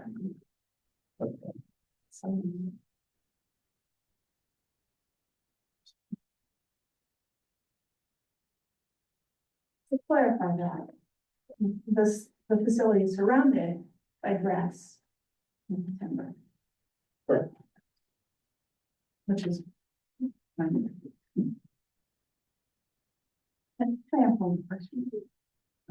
I know you spoke as, to, you know, one of the benefits is decreasing the energy cost for residents. But just to verify, you're not able to comment on, for example, what other communities have seen for cost savings in energy. I'm not aware of any, but that's not really kind of my department, so to speak. I don't know if you heard that question, maybe at all. It was about commenting on the energy reduction, price reduction for members. Have we done that in any of our facilities? Yeah, we've wrote a case study, and I shared that case study in the chat here, and I believe we presented it today. That case study is a cheaper energy rate for all electric customers and comes from data from the USDA, U.S. Department of Agricultural. These cooperatives, they can get loans from that government agency. Therefore, we filed a FOIA request, a Freedom of Information request for all the utilities we work with. We were able to show that we reduced the cost of energy for all members by up to almost 20%.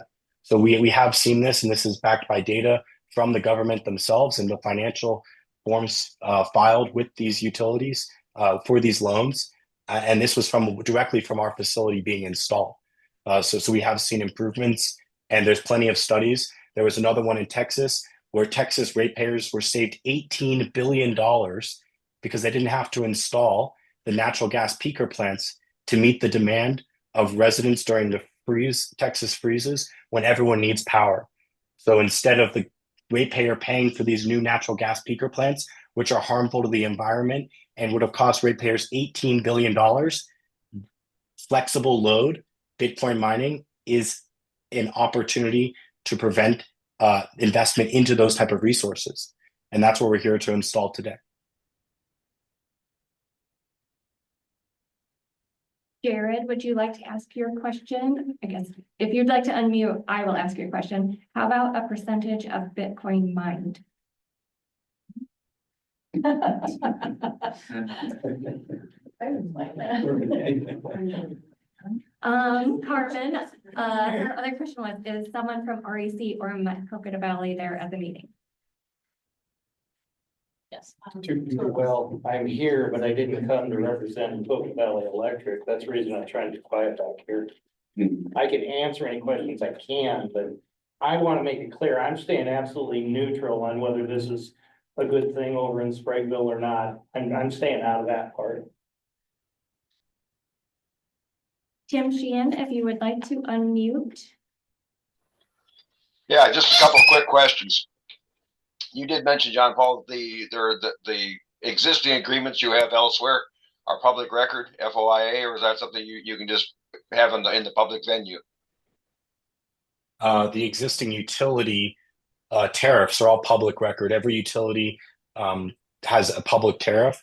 The actual financials of the utility is available via FOIA request to the federal government or the Department of Agricultural for the finances of a cooperative who receives USDA funding.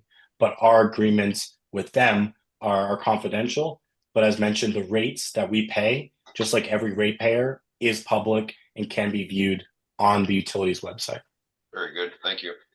The other question I have, and maybe a little more difficult, is why did Blackhawk County and Woodbury County both say never again? So Woodbury County and Blackhawk County are counties that we've applied for conditional use permits in, similar to this meeting today. We've successfully acquired conditional use permits in over 10 counties in Iowa, and those two did not approve it.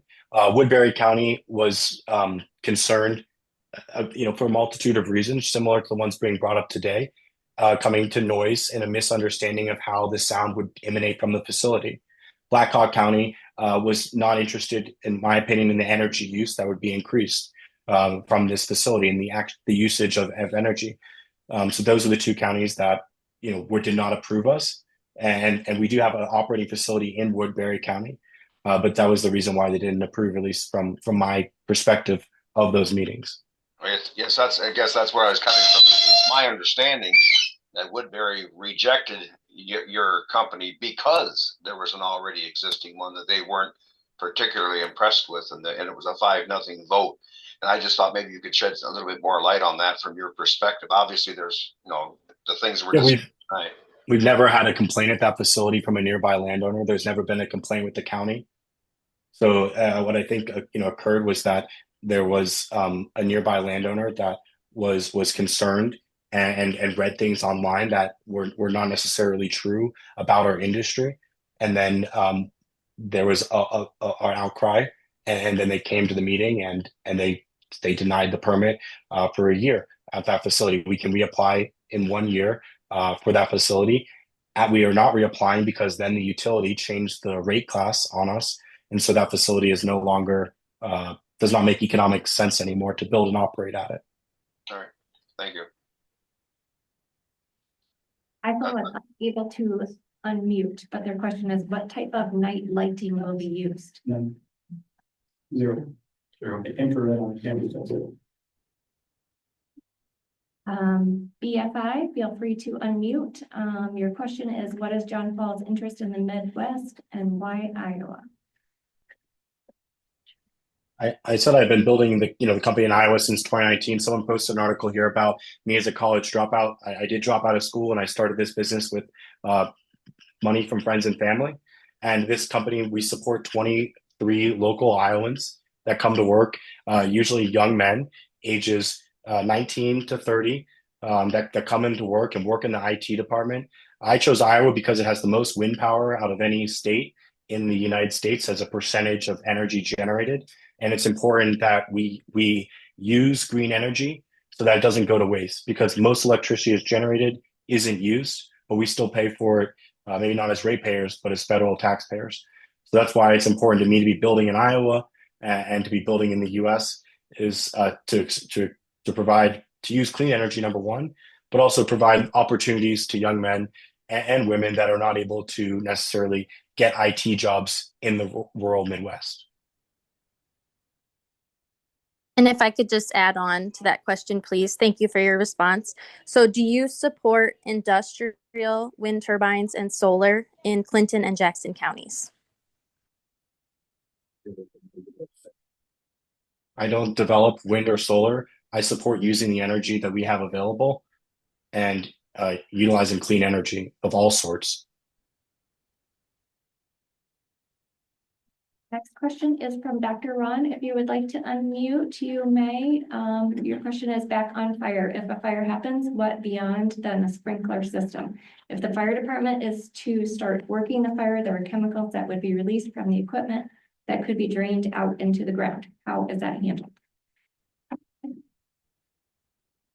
As mentioned, so we have no chemicals for cooling other than the small HVAC unit and heater unit in the work area. And that's your traditional, air window size unit. So there's no liquid chemicals that would be released. You'd have burning of plastic, burning of metal in the event of a fire, but there would be no liquid chemicals.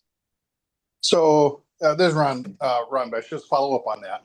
So with it being data mining and in a data center, you're going to have a lot of computer systems in there, and they use a lot of different size capacitors and things like that are oil filled or chemical filled, along with the backup battery systems. So there is going to be more than just plastic burning. We don't have backup batteries in our capacitors. We don't have capacitors. Each one of these systems has radiators, which are metal to dissipate the heat, but there's no capacitors and there's no large backup battery systems. That's why we turn off. So there's no capacitors on those circuit boards at all? There's no capacitors in the sense of industrial size capacitors for load balancing of a grid. I mean, I do understand that there's not going to be industrial size, but you're going to have an industrial size data mining center with industrial sized, racks. How many racks are in this system and how many, processors are going to be there? I'm assuming you're using either NVIDIA or the new one that's out there. So we are using computer systems. We're not using NVIDIA or AMD, and those do have CPUs on it, but that is silicon. So there's no capacitors there. In the power distribution units, there could be capacitors, but those are not liquid filled capacitors. Those are solid state capacitors. But when superheated, those chemicals do liquefy. Not a solid state capacitor. Really? It's an aluminum capacitor. Okay. We can keep our questions strictly to the zoning part, since that's what we're here for. I think we've gone over enough of the other information for now. I believe I hit everybody's question in the chat, but if I didn't, please unmute and ask it now.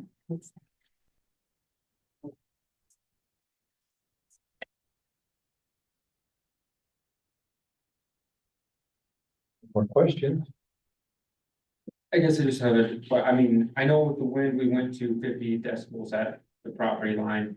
That would be one thing I would like the board to consider would be, since it is a 24/7 nuisance. I think it would be fair to the neighboring property owners to keep it at the property line, especially with you guys, you say you can plant trees or shrubs to mitigate that, to keep it confined without a waiver being signed or something. If you're okay with it being over 50 decibels on the neighboring property. I would like the board to consider that, I guess. Sir, third one? Yes, another question on, I shouldn't say a question, comment. Most of these sites that I've seen are out wide open, measuring these decibel levels and that stuff. This location is kind of more in the down area, which, outward sounds, you won't hear so much, but the adjoining neighbors, the close by neighbors will get kind of anytime it's in a valley, like they will get an echo effect, so it actually magnifies the sound somewhat. If the board wants to put in, you know, a sound variant into zoning, none of us had any problem with that, so 45 decibels, you know, 50 decibels, whatever you want to do, we have no problem doing it.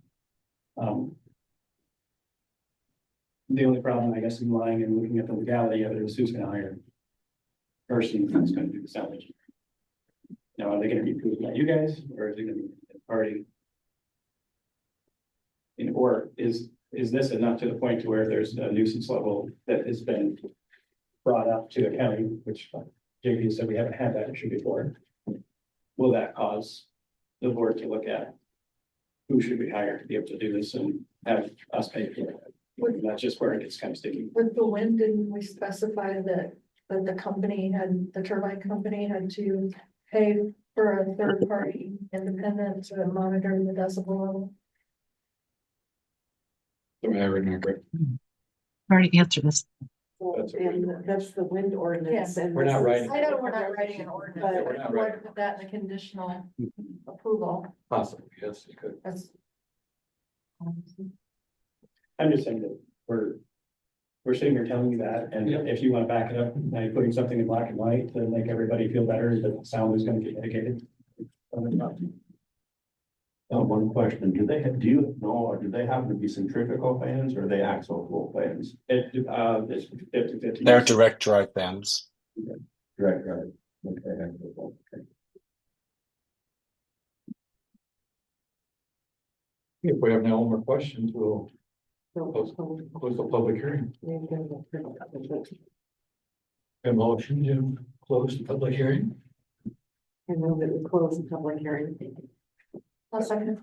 Any more discussion on this from us? So, Let's go ahead and like the close. Okay. Then we just discuss again. All in favor of closing the public hearing, say aye. Aye. Anybody opposed? Okay, the public hearing is closed. So now, Laura, you want to bring up What we can do. what we can do here? All right, so the business in front of you is to determine what, excuse me, which zoning district this would be allowed under. Since it's not specifically, this type of business is not addressed in our zoning ordinance. It's a twofold process. The first process is to determine which zoning district this would be applicable to. And then the next step would be other conditional uses as determined by the Board of Adjustment. So currently this is zoned A1. So you're you would have to determine if this would be the district for this type of operation. I've included in your paperwork A1 zoning, C1 zoning, M1 and M2. So I've included all those. And then after, if it's not A1 zoning that it best fits, you would determine which zoning district it was, and then whether this area is conducive to being rezoned to that other zoning district.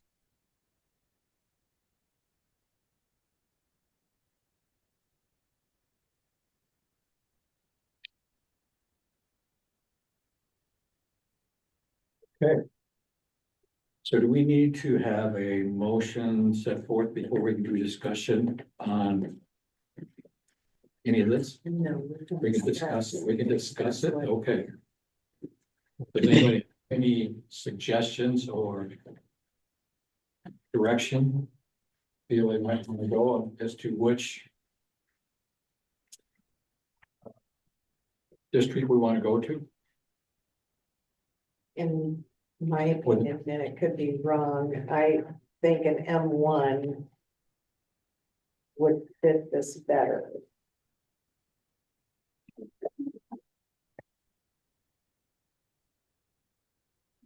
And that's on page 15.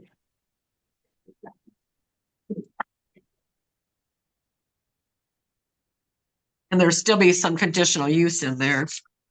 Yeah. And then also, do you guys have the zoning map in front of you that I printed off? Just a map of the county that kind of look like this. That should be part of your packet.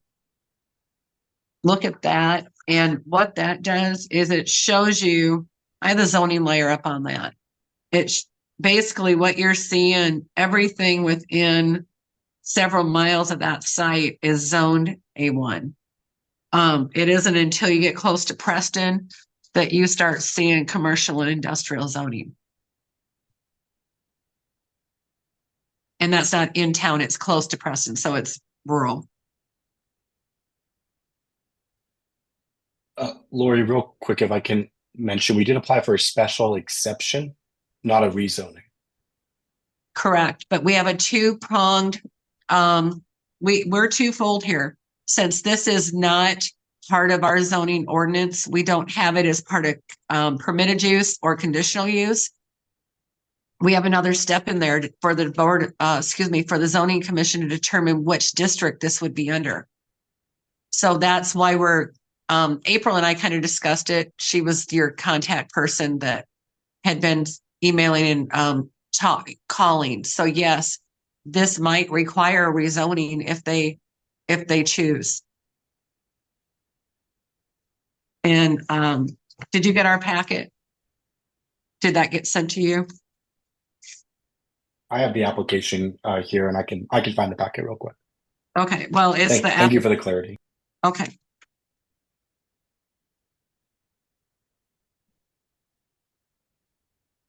All right, board or commission rather.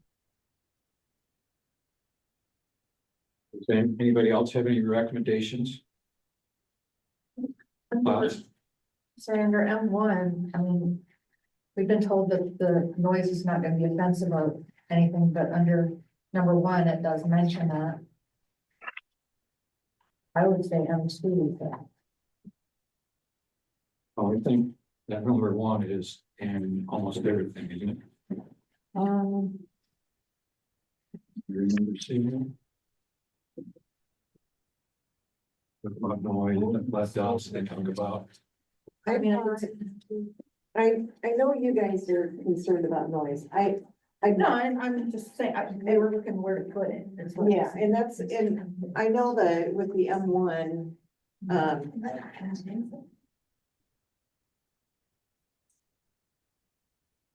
M1 talks about the minimal noise. No offensive noise.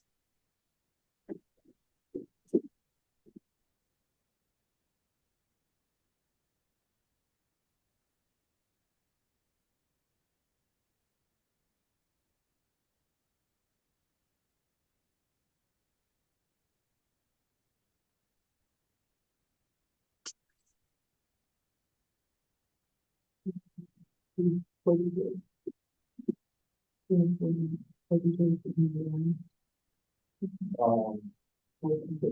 I just point out something here for M2? M2, under their special exception in structure uses, it kind of draws a line about not being closer than 1,000 feet to any dwelling unit. Just if that was something that you guys were concerned with, there it wouldn't require that would be, yeah, that would be part of that allow, you know, permitted special exception use in M2.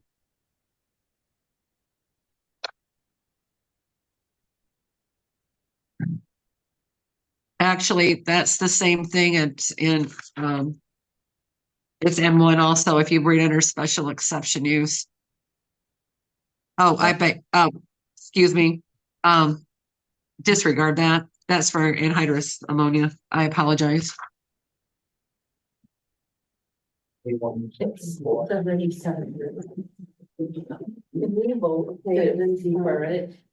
Okay, there's another, they're ready. I mean, are we still talking with Laura yet tonight? Can we vote to do some more studying on this, get some more questions answered before we make up our mind as to what it is? Yeah, we're after this. That's the reason I'm sticking around is after this, we go into the whole thing with Laura too. Yeah, right. So here's my question, because with zoning, we're looking at rezoning this for the property.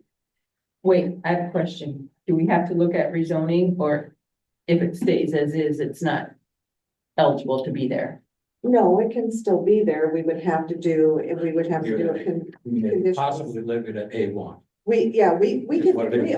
we could leave it at A1 But we kind of keep it probably. and have a restriction. So we do not have to rezone it. It can stay as an A1 and we can put a conditional use on it. No, I have a question, whether we need a whole nother ordinance for this, if they're building, not just this company, but a lot of these companies are building all over rural America. And if we're gonna end up with more of them here. So I'm gonna argue that point with you, because if we start building new ordinances on every new business that wants to come into the rural county, we're gonna end up regulating ourselves to death. And I think that's the wrong approach to take. I really do, because you and I've had this discussion before on what businesses come in. Yeah. Are we gonna start handcuffing every business that comes into Jackson County? No, but there are some of these things that are absolutely enormous. This looks relatively small, but I mean, I've seen some that are just absolutely huge in Texas. But that's also in Texas. We're looking at Iowa. I know, But what's gonna happen if we don't have an ordinance that like limit size or. Like he just said, he's doing 450 acres in Wisconsin, right? Was that, okay, so to me, that's huge. I'm gonna say something here, from a Macoupin Valley Electric standpoint, and that's, it all revolves around the capacity. You know, and it's not energy so much as the capacity that, you know, is there to be utilized. Right. And so at some point, if we put too many of these on the system, then the capacity has been used up. So that was my question about like what might happen in Woodbury and Grundy County is do they run out of the excess capacity that they had and that's why they were turned down? I can't answer that. That's, Woodbury was point blank, there was already, people in the area that were performing this. And it makes noise when you're standing there filming with the news crew. So that's basically what happened is they saw that and they just decided to decline at this time. I don't know exactly the whole process. I wasn't completely involved in this particular location. That was something that with JP and April worked out, so I kind of stayed out of it. This is also a situation that JP and April worked on, and I'm not savvy to it, but I wanted to kind of get hands-on with listening to some of the people in here because I hear these from landowners every single day, so it's easy for me to answer a lot of these questions because I look it up, I've done research. So that's what they're running time too, the kind of, the news crew in front of fans and all that sound. No, I honestly, I can't tell you, I don't know that we were denied in Grundy County, Blackhawk County, I believe. I don't know, I just saw it. And just wanted to say it was, so. No, we, And that's. I just met with them, in November, and they're still wanting to take on more capacity, so I don't know what that answer is. They were wanting to take on outside of what we particularly want to do, which is the demand response rate. That demand response rate is less expensive because they can turn us off. And when going up and talking to them, those markets can become full.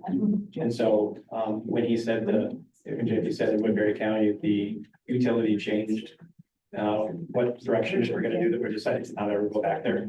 That's because when they have the demand response, when that fills up to excess capacity, that's when the utility says, okay, no more can be put in this particular category of demand response. So the markets over there completely changed. Where, yeah, the demand response market was full. So I don't know if that's the case up north here as well, but that's typically what happens. If there is more transmission available, the cooperatives have about an 18-month period where they have to put stuff in order to get parts and pieces put together. So if they know they're planning, because each co-op does planning on what is going to expand, what they expect to expand, and to expand in the rates that they do it. And I don't know, you guys do it yearly or quarterly? What's that? For your planning, new builds, things like that. Pretty much constantly, but, once a year we have a formal plan. Yeah. So they do planning, and we will be part of that sometimes to where if we're wanting to move into an area and they're planning on putting an additional transformer in an open bay and a substation, that we'll ask them to oversize it and help financially along with them build a larger system if there's transmission there. So that's kind of what we're starting to look at, is transmission is how much is available as opposed to, you know, what our needs are. So most of the time, there might be a 5 megawatt transformer sitting there, but they have an additional 20 megawatt that could be pushed to it if they wanted to. So we could add another transformer there and push it to us. But none of these people want us to max their systems out. No. And many of these transformers can't be run to 100% capacity because that would void the warranty. So there's a lot of different things that we have to do, and in no community have I went in and had them say, you know what, this guy's over there can deal with some brownouts every once in a while. They're like, you're not taking off our members because they're their neighbors. So, yeah, we will help develop sites out. But when I said Iowa was getting full earlier, I was getting full until they start to do the planning and expand out again. And there are, once again, other markets we can go into, but when does their demand response get filled up to? And now instead of paying $120,000 a month for utility bills, we're paying $250,000 a month for utility bills. And that's not financially, you know, feasible for us. And you're not the only one. Yeah. Thank you. Okay, so if you look through Laura's presentation that's coming up, she does have data mining. Well, this is not. I understand it. I'm just. Okay, sorry. What page are you on, Mike? I don't have pages. Oh. We're gonna get Laura's second, and then this right here. And it just says, that the land use recommendations to be determined, because we haven't gotten that far. So my thought is, we need to probably make a decision on this project now, because these people are waiting and for us to do something. This isn't gonna be done until probably July or August. Yeah. Okay, so we can't, so we maybe do something with this one. Hold off with any other ones that come up, hopefully, maybe put a moratorium on or whatever. Board of Supervisors. Yeah. Well, whatever, yeah, I mean, request a moratorium, whatever, and then when this is finalized, we have a plan. So, other than that, I can't say. Yeah, it's my understanding. It's my understanding that it's conditional against the permitting process.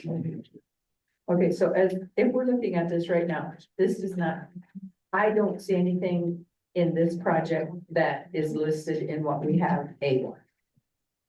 It's not listed anywhere. Yeah. So So what would we stretch to make it be something in A1? So if it can't fit in A1 and it can't fit in M2, we're limited to M1. we can do an A1 with a conditional use permit, so we can add data mining as a conditional use for this project. And only this project? Yes. Okay, so then instead of per se doing an ordinance for the county, would it look like we would be doing an ordinance for this project? No, because the special use. The special We've use- done special use before. Right. Okay, let me reword it. Would the special use or the conditional commitments that we're going to put on this project be looked at similar to what we did in an ordinance for the wind turbines? Like we would be limiting, are we going to limit it to decibels? Are we going to limit it to things that we talked about? Can I answer that question? This is strictly a zoning question, so I feel comfortable answering this. And you can make a special exemption in my opinion, in agriculture and put as many restrictions on it as you want. You know, sound mitigation, you know, and whatever you want to do there. And it would pertain to this project itself and not spill over into any other project. Right, so that's what I'm saying. So it would look like an ordinance on this project only. So if I'm not using the correct word in saying an ordinance, then the conditional commitment or conditional. Yeah, Conditional use. Lori, correct me if I'm wrong there, but we could do that, correct? Correct. And to the best of my knowledge, let me recant. Yes, to the best of my knowledge, yes. So we would be able to address some of these concerns that were brought up tonight. But I personally don't feel that we can do that tonight if we want to get out of here. Can I? If we all still have questions. I guess one of the things that you have to look at, what the zoning board is tasked with, is the land use. Okay. So land use is what the zoning board is for. So, and Tom and I've had this discussion on other projects, when you start throwing everything but the kitchen sink into an ordinance for noise, things like this, does that really fit the purpose of a zoning board for land use? So that's my caution on that. Well, right now, what's on A1 is not what this project is. And I don't disagree with that. I do not disagree with So that. we have to do something about it, And either add some conditional Yes. uses or something. So, I mean, if we don't want to call it an ordinance, but we still have to add that. I don't feel that it's, I mean, if we need to decide tonight that it's going to be A1, but I don't feel that I am ready to have a whole list of what I would like to add as a conditional something at this point with just this information that we didn't even get to go through yet. That's my opinion. But at the same time, the Board of Adjustment comes in with the conditional uses also. I mean, this is uncharted waters for me, you guys. So this is my first time for this, but my understanding is, you guys make a recommendation for the proper zoning district. And then special exception use or conditional use. That's typically set by the Board of Adjustment. And just so you know, if I hadn't gotten sick today, I was gonna make a man trip up to where was I going? Cedar Falls. They have 2 data processing facilities on city-owned property at 2 city-owned substations. It's not this company's data processing centers, but it would have given us an idea of sound, that type of stuff within a certain distance. And I was really hoping to have made it there today, but it didn't happen.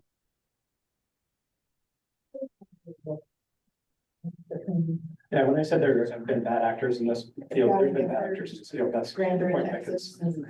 Yeah,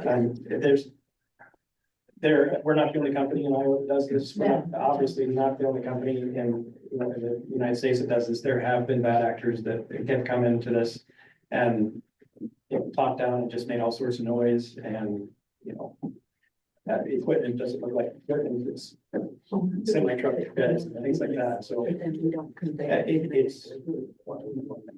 can be the same thing, or it could be something completely different.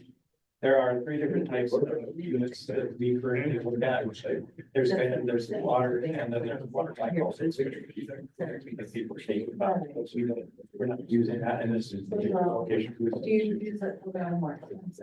Very much.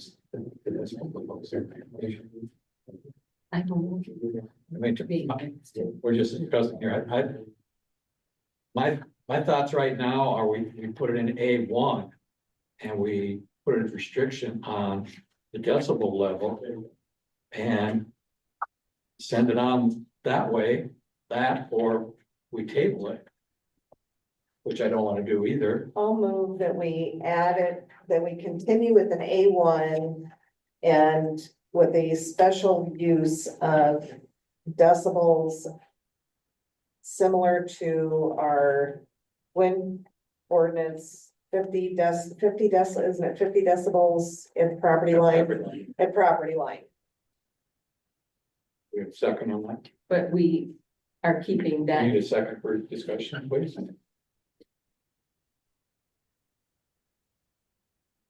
Second that one, so. I can't second this. It's like that motion dies. What I was going to say is that 50 decibels is so many feet from a residence also. I think you'd have to determine whether it's property line or residence. Still be 500 some feet from that person's house. So that's what I'm saying. So another 500. If that's what we say. If that's what you say. If that's what we say. If that's what, if we would have went with. Right, and that's what but if the house is on the property line. Yeah, which you But can't. it can't be, it's not. Okay, yeah, I can be. Because mine is. Yeah. It can be within, actually it can be within, I think, 10 feet, 10 feet of that, 10 feet of that. Can you guys do me a favor and look at the site plan, please? It's gonna pull up. So here's, so the proposed site is this one here. Cause this is the substation, so this is the proposed site. This is Rowan's house right here. And I did a measurement on Google today, it's like 800. I've got 800. Roughly from the corner of their house to somewhere in the corner of their property, kind of big corner or center. So.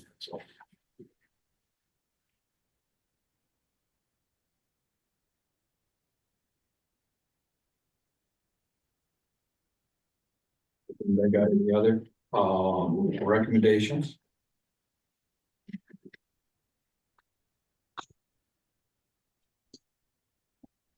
There's nothing agricultural about it. In my opinion. M1 is manufacturing, processing. The only reason I was thinking A1 is it's in the middle of A1, everything else is A1. If it does, for some reason, after 10 years, be abandoned, it falls right back into A1. It stays in A1. It stays in. That's the ones that I've been a part of go exactly that route for exactly that reason. Is if this does get pulled out in 10 years and we take the equipment that way, that it can just. Yeah, I don't foresee, but of course, never foresee this happening either, but I don't foresee a 2-acre plot in the middle of rural Jackson County becoming something other than A1, unless it could be a residential, I guess, yeah. But it would still be an A1 for 2 acres. Well, yeah, I guess so, yeah, yeah, right. Right. The other issue is, I presume you have a right of way through REC's property to get into it. Because I don't see any other way to get in there. That's correct. We will have a right of way through the REC's property, and that's will be contemplated in the purchase agreements once they're completed. Landlocked.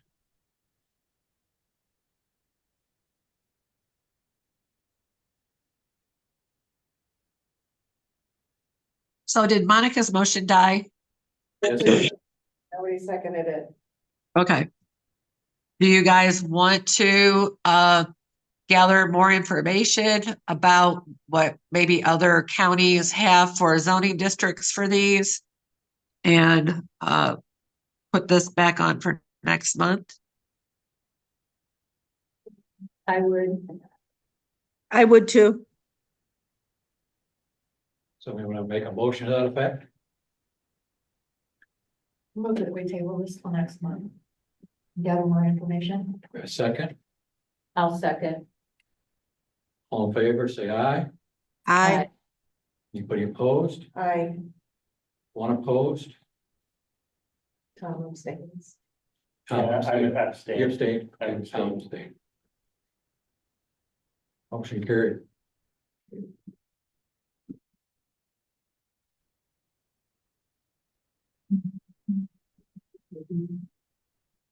Okay. Do you guys need a break? Yeah. Okay. You have to be on record as one way or the other. I do have a day. Technically, Mike doesn't have to vote unless it makes a difference. Yeah, right. So we taking a break? Yes. Okay. Take 5 minute break. Hey, you guys, I'm gonna go back to bed. My head's killing me. I'm sorry. I'm done. I'm spent. So I might try to listen. Pardon? You need a good consignor. Oh, that's Dale. Yes, I do, don't I? Anyway, I might try to come back in and just listen for the other part, okay? Or I'll play it on Zoom later. Well, you wish it was that easy.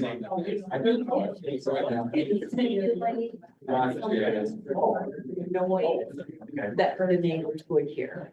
Can you bring in a portable generator? You can bring in a- Yeah.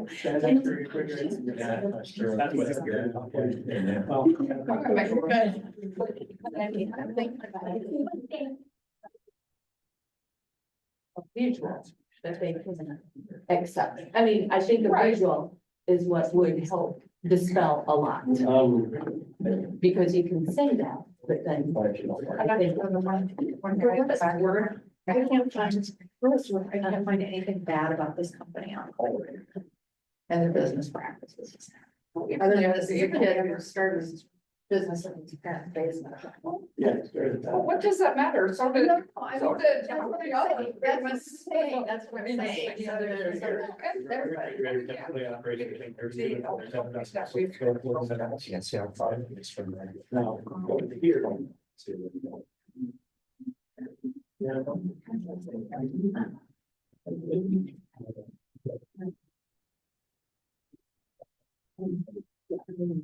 I'm just like, we're gonna listen. They go away.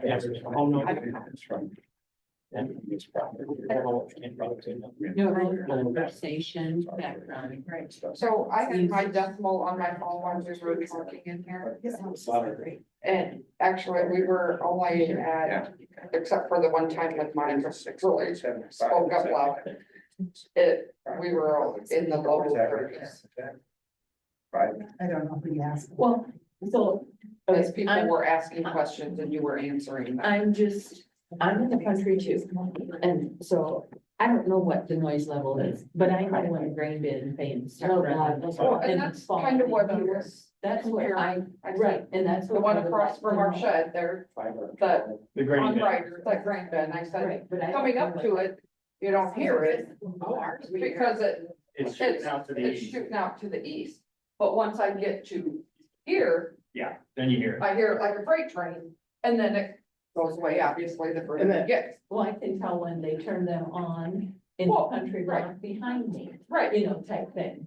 but they're probably facing it. And I didn't ask the question, but I've been wondering, compared to a grain bin, is it like that loud or is it less? If you're standing there against one of these. Similar, yeah,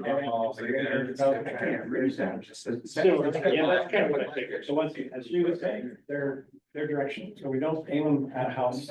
yeah, The only thing that would worry me is That's a good. kind of the hollow, I mean, that's. The down low. Right. because will that fun? I always say, my kids learn more language from the neighbor, Yeah, Billigarian, yeah. yelling at his cattle because it comes right up the hollow. Yeah. You know, What, Billy yells at his cattle? I can't imagine that. yells at his dog more than his cattle, Yeah. but. Sheep, right, right, Okay, sheep. this is. Yeah, that's our property. This is. Yep, yep. Already on stage, yep, yeah. So I measured from that house Okay, there. Tom, my Okay. other. Yeah. That's his shed, yeah, that's. So I was basically He said, right about in Gretna, there, you know, get if down in the there. and it's like utility 800. company It was, changed their okay, rates. okay, that's what I was wondering. So what happens if that happens here? Okay. Is there any contract that you know what you're already? So we're gonna have a contract with these. Yeah, guys it's For at least 3 years, if not more, Right, 'cause that's to it. recoup our costs that we're putting in, any additional costs we're putting in, you know, to make our members whole. And then, you know, so there'll be an extensive contract between them and Dakota Valley. You live. Usually when we come into. Yeah, here, We're not saying. So you're gonna be that. Right. Yeah, yeah. Here. They Yeah. do not have a rate. Yeah, but I mean, I think you're probably. I mean, I. Well, I'm turning it. What, 50 decimals. Okay, we don't have a machine. Well, yeah. So they have to sit down and pass a rate. Yeah. We bought that, talked to it, and then we then see. I don't know. Say, okay. I don't know exactly. What was your name? I'm Charlie. Charlie, Tom Yeah, that's Stewart, my name. and, yeah, I'm on the board, I was president of the board, that's the reason I had to say. And there's so many things I wanted to say, and I just. Yeah, I don't know. So. She's going by the way we did it the last. Yeah. That's profit. Oh, yeah. Yes. Yes, if you put a windmill. Okay. Are there Yeah. any talks of lowering rates, or are there just talks Yeah, that we may okay. not lower the rates, we just may not raise the Okay, rates? what I'll say is that I can't guarantee you that we're not gonna raise Oh, rates that way, yeah. under these field. But Okay. putting a road like. Oh, yeah, I got you. I got you. Oh, so it doesn't bother. Cost out, Okay. kilowatt hour, Yeah. remember, and it has potential to Okay. keep Try to rates be, down. again. So Yeah. everything you said about, everything we said about Tricky. this has potential to keep the rates down rather than. It's true. Yeah. But they were that's- saying lower, so I mean. Well, I can't guarantee you our rates are gonna go down because there's so many other factors involved. Right, that's why, so that's why Yeah, I know, I'm right, like. yeah. okay, Kind of like saying if another McDonald's comes up, Yeah, I this know. McDonald's is gonna get cheaper, not necessarily. Yeah. We all know the price of everything has gone up, how much it is. Right, and so other costs are going up and everything, but it has a potential to it's Help not our, maintain. not our rates going down, but we're stalling and upgrading for a while. Right. Well, and then something you gotta also think about is that this is a pretty small load. Mhm. You know, I mean, for us, if it goes online before the one over, we got one going in at our Union substation, it'll be our biggest one. But where this is a 2.5, no, I think being built right now on Union, it's gonna be an 8. And that's what they're doing. And then we got an even bigger one in the works up in Manway. No. So, you know, in the grand scheme of things, this is pretty small. Up to 73 decibels. Start Website. Union, generation. Union, Iowa. I have a website. Your neighbor. There's a swingle substation. I got to take some. They shut down the site. Yeah, so you gotta be right next to it, yeah. I don't know, it's causing not to have to go in this way. Just because, I mean, I'm. Yeah, we're looking more kilowatts. Yeah, and this is 2.5.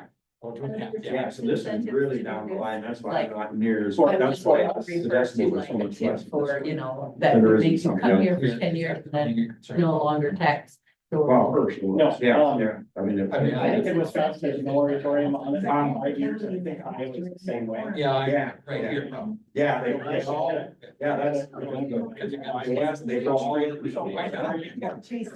built trees there.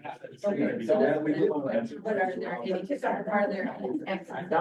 Because. It'll, yeah, that was right. I agree a lot. There's too much potential when Water.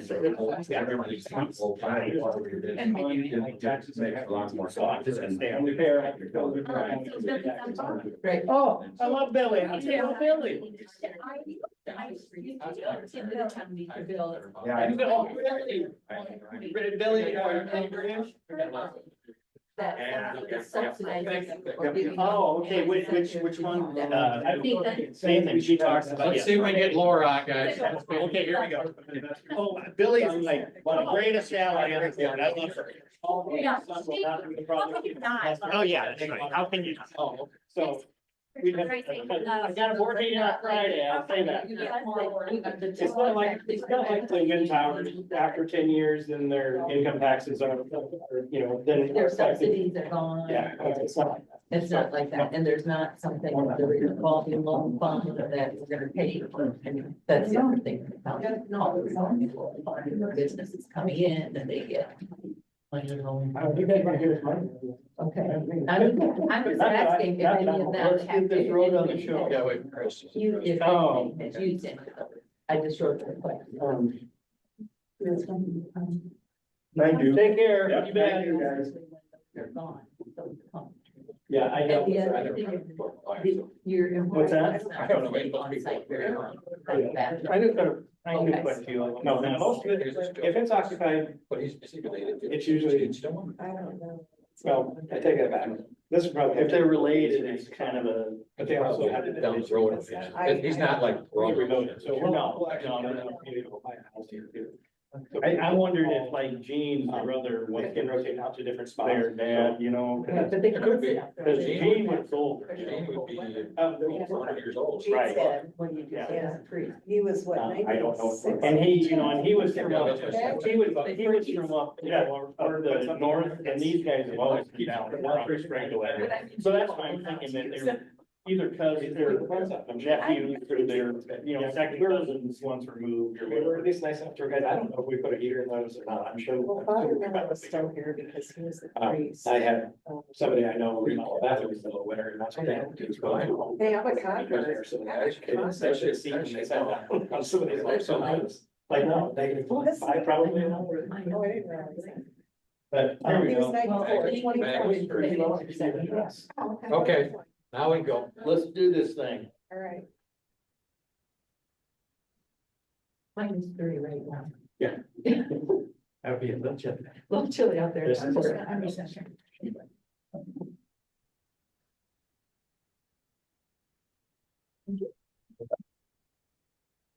Okay. Thank you. I do appreciate that.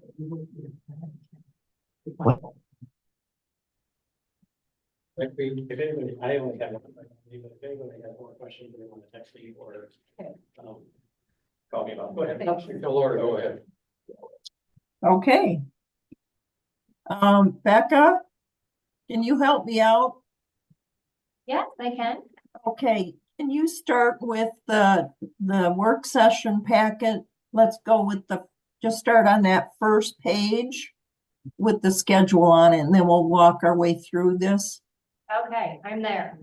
Okay, I can't see. So are you sure? Is it on the screen for the commissioners then? It is. Okay. For anyone who's on Zoom? Did he go to Is Zoom? it Or? Is it shared for, okay, let's see.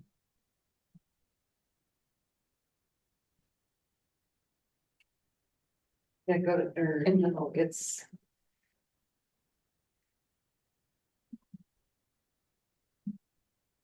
So I'm,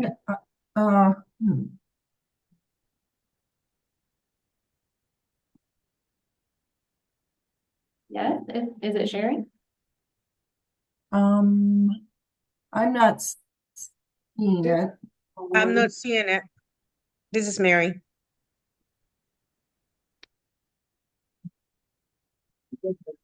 That should be all participants. Yeah, it should be all. Oh, no. Well, no, it should be Post over, yeah. closed, but there's a share. Look, go to the top of the screen. There was always a, go to share right there on the left.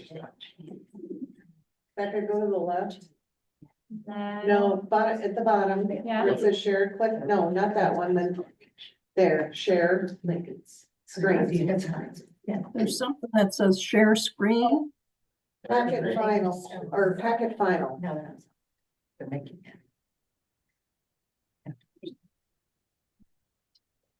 There. Yes. Yay, that's it. Thank you. Okay. Okay. So what we wanted to do for the work session this evening is we're not looking at specific chapters like we did at the previous one. I have just a couple of things that are what I would call foundational pieces of us going through the individual district sections, having some general guidance for you. So for that, it's those three points: the general land uses and parking recommendations.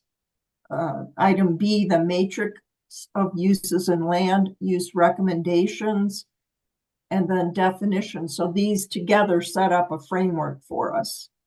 And I'm just going to I'll just include the schedule every time so we kind of see how we're going along. We're doing well, I think. So let's go to the next page. Becca, if you would, please.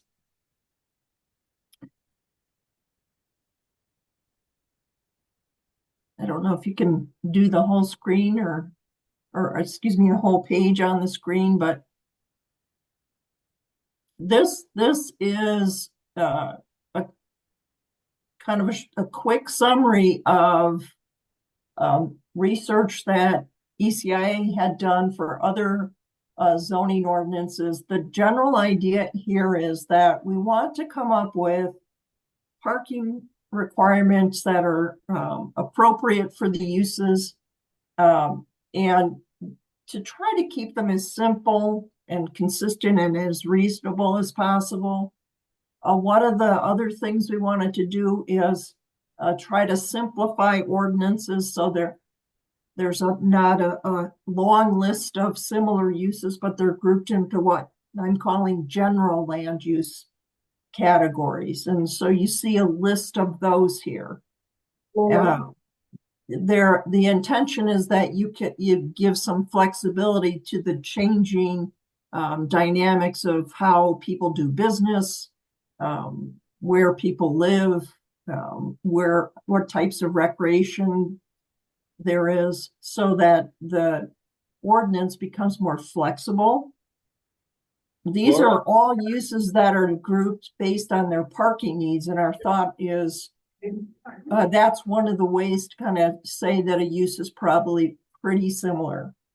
So if we look on the parking analysis side, one of the things that often comes up is floor area. So the definition there is what is your current definition, and that's a pretty common characteristic. And so we use that for a number of uses. Sometimes things that come into play also might be the number of seats or the number of occupants, the number of dwelling units, the number of rooms. And then there are some other aspects of off-street parking that might deal with stacking for drive-through facilities and so forth. Hey, Laura. Yes. There we go. Okay. Why would we do a separate general land use for vehicle sales, service, and repair? I'll show you on the next chart. Because if we're not doing it for implements, like farm implements, why would we do it for vehicle sales? We are doing it for farm implements. If we can go to the matrix of uses. Why would that not be? And if you go to go to the next page, Becca. So there at the end is vehicle sales and service.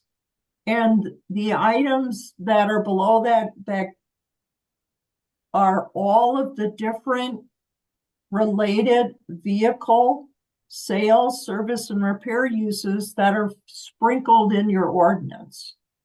Farm implement sales, service, and repair is included. Why would that not fall under retail? Why would we need a separate one to break that out? Well, my question is, why wouldn't we want to group all of these under one heading? That's what this is saying. No, but right now you have this laundry list of uses, and they all are related to that general land use of vehicle sales and service.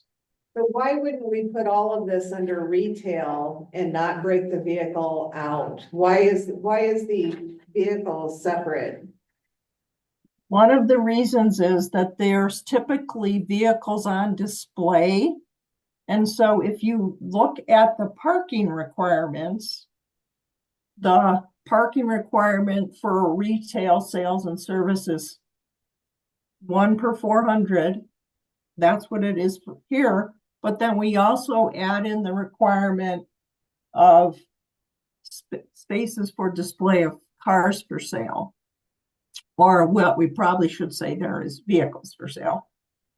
Because typically the vehicle sales, service, and repair are going to have sometimes small, sometimes large areas outside, outdoor storage, outdoor display of the various types of vehicles.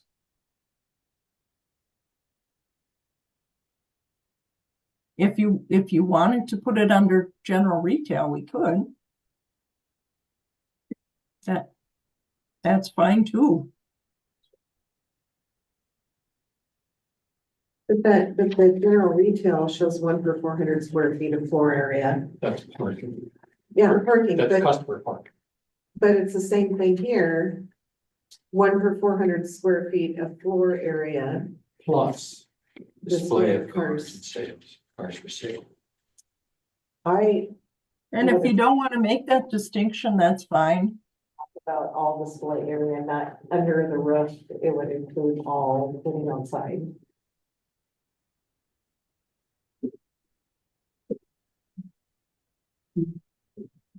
Great.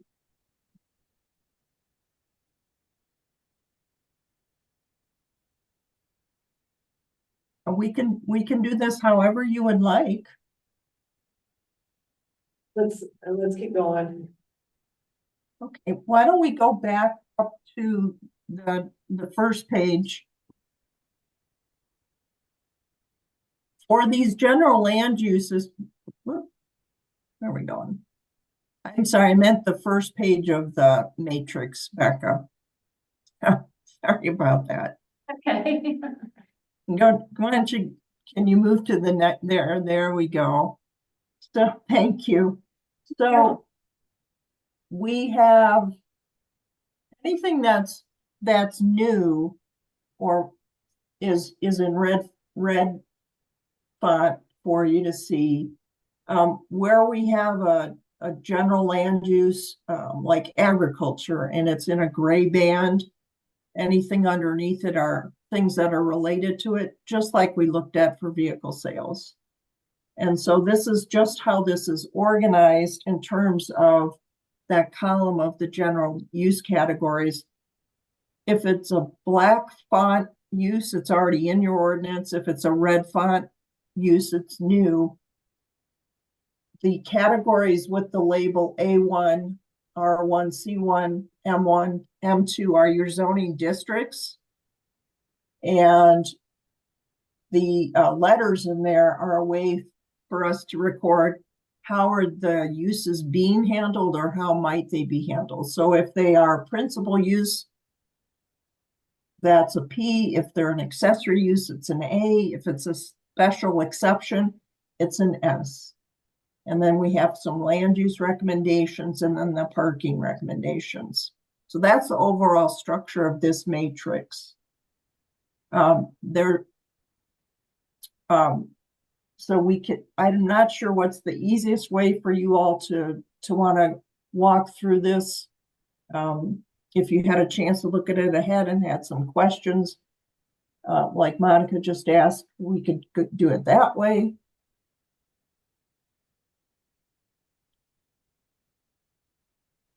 Again, this is, let me just reiterate, this is foundational. We're trying to give ourselves a sense of what is in the ordinance, what might be added to the ordinance.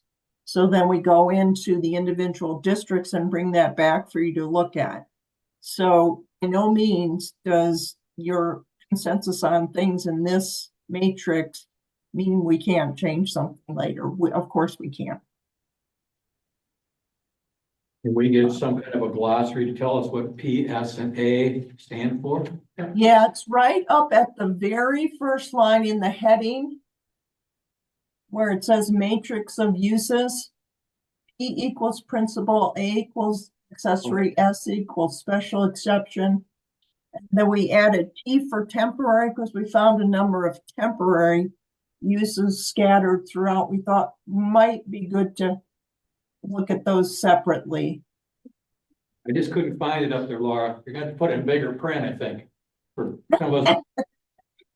Yeah, well, it was on big print when I started.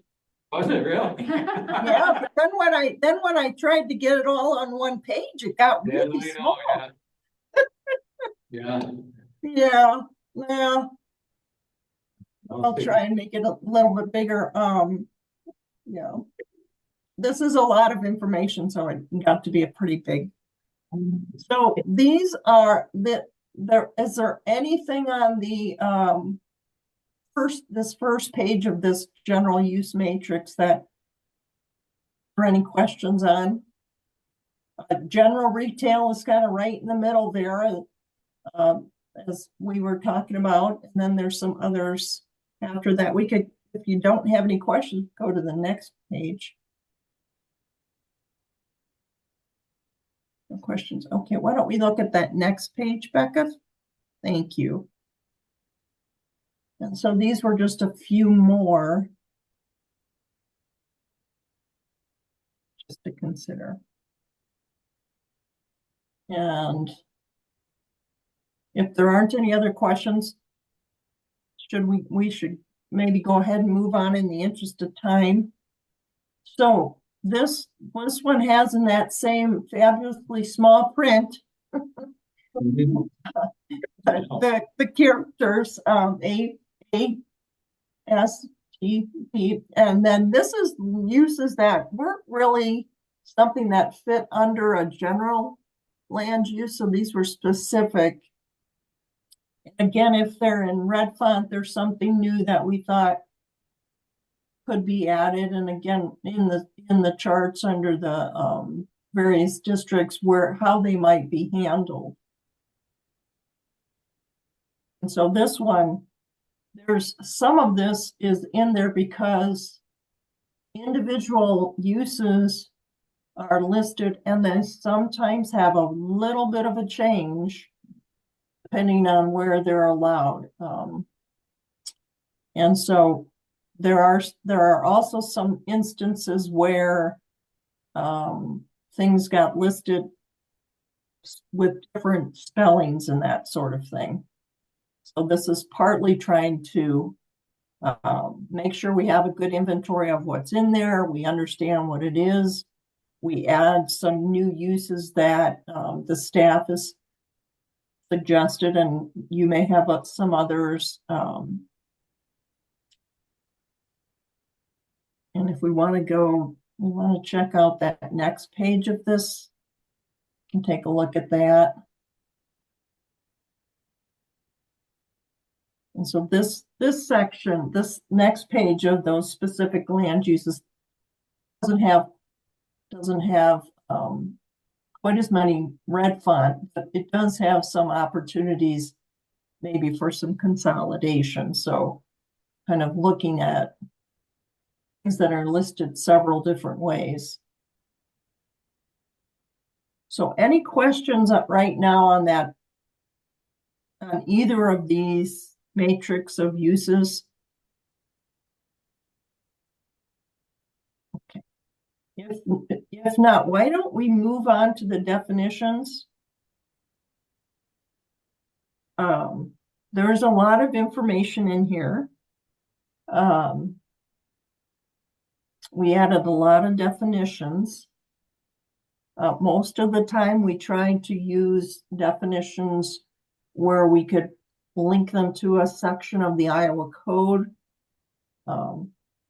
Some of these are also things that the staff asked us to include. What I did try to do is go through and give us a definition wherever there seemed to be a term that didn't have one, or as in the case of agricultural sales, service, and supply, it took a big list of uses and made them into that general use. So there's a kind of trying to move things into the definitions where it reflects what's in your code, or it reflects what's in Iowa code, or it's something new that's referenced in your ordinance but doesn't have a definition. So that's kind of how these came about. And Becca, maybe we could just kind of scroll through these slowly. If anyone has a question or comment, had one they were interested in, we can always find that and go to it. The other thing that we started to do here is we added some graphics to try to help. The idea being a picture can help people, help the staff explain something.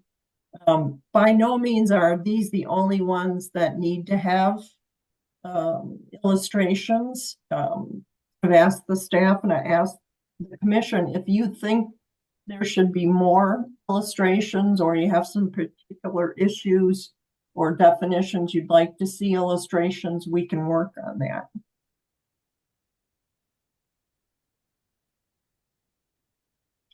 And so I think if we just go through these, again, we're just trying to come up with definitions based on the Iowa Code where possible, or research of different areas, the American Planning Association, or sometimes even the industries themselves might have some good language. See, are we moving into, keep going? Okay. Let's take a look at the next page. And, oh, maybe one more. So in the just under the definition of dwelling, we have a lot of options here. We're still kind of looking for some improvement on that seasonal dwelling. We can kind of walk through this, Becca. But you'll see we're beginning to have a lot of illustrations here. You can go to the next page. To really try to help explain things.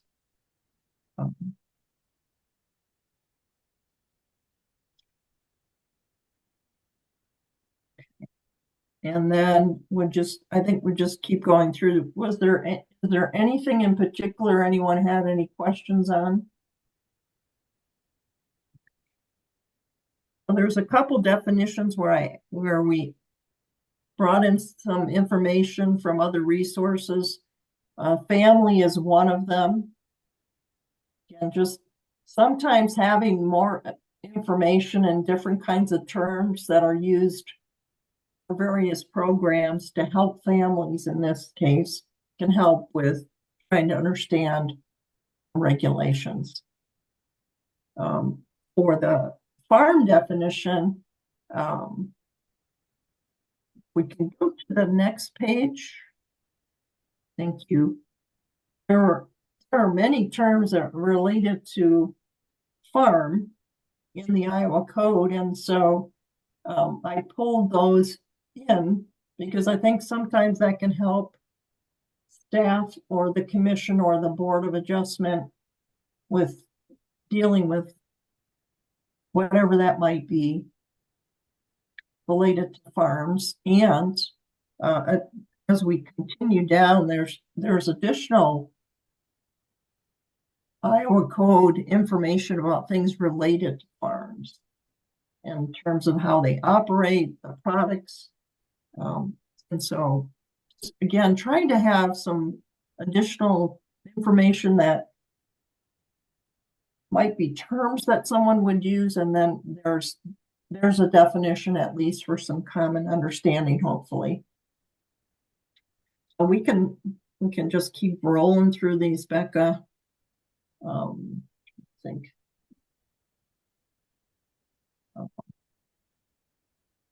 Yeah, we can just go through at that pace. That's fine.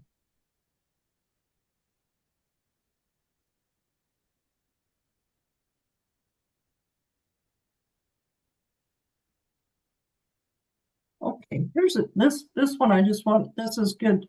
We'll just pause here for a second. Thank you. The home-based business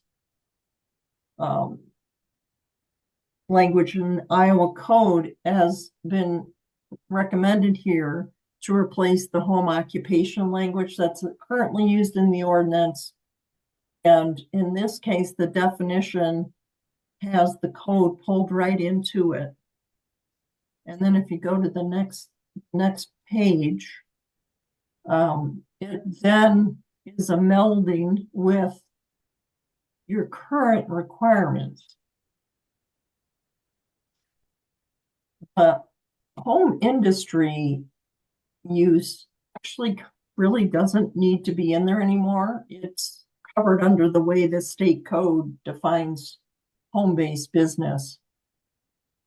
And then we modify also then the farm home-based business in a very similar fashion. So if you go to the next page, you'll see we pulled in that same kind of information from the Iowa code and then combined it with your current regulations for a farm-based business. So what this does is it gives you compliance with the code of Iowa, but it also lets you continue to regulate those businesses in a way that you felt or that has been done. And hopefully, if you still feel it should be that way, otherwise we can change things. Just some more definitions. This intermittent or temporary commercial activity, that's one we're kind of discussing whether that still needs to be there, is it really already covered somewhere. On the next page, we start to bring in some definitions related to mobile homes, logging,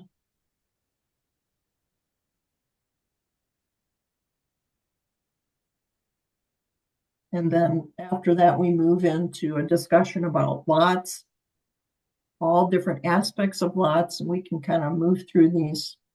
These have illustrations, and of course we can add more if you want. And then we move through again, trying to get some definitions for manufactured home and mobile home and modular homes are all kind of coming up here. So Lori asked that we bring in definitions that comply with the changes in the code, and so that's what we're trying to do here. And then on subsequent pages here.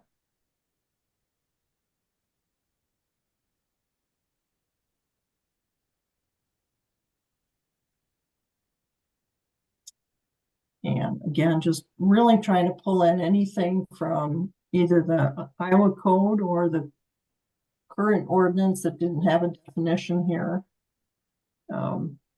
we can keep going. Just some more information for those general use categories.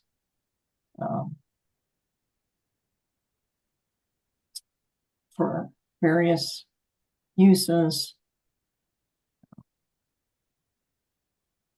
For the right of way, we use both a diagram and an image, so we can do that for this or for our other places in the ordinance and in the definitions. Sometimes actual photographs of the whatever it is you're discussing is also helpful. And we're happy to do that with you too. Let's see. And I think yeah, we can just keep going here. There's some more illustrations on setbacks.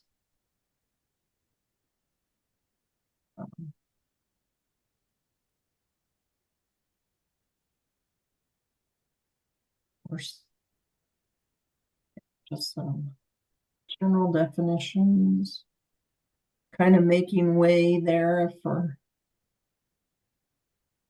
that story and a half. Lori wants to work on that, so that's why that one's highlighted. We'll be working on that a little bit more. Really just some more, really just definitions to try to pull in whatever is in the ordinance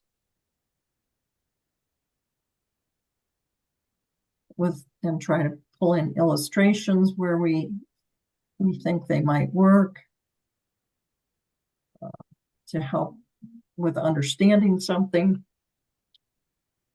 And I think we're pretty close to the end here. So again, just another type of illustration there using different colors. And so just to give you a sense of some of the things that we've done and we can do. This is the clean version. And I don't know that we need to go through it because it's like 30 some odd pages. So I'm happy to stop there and just take any questions or comments from the commission. Stop there anyway, Laura.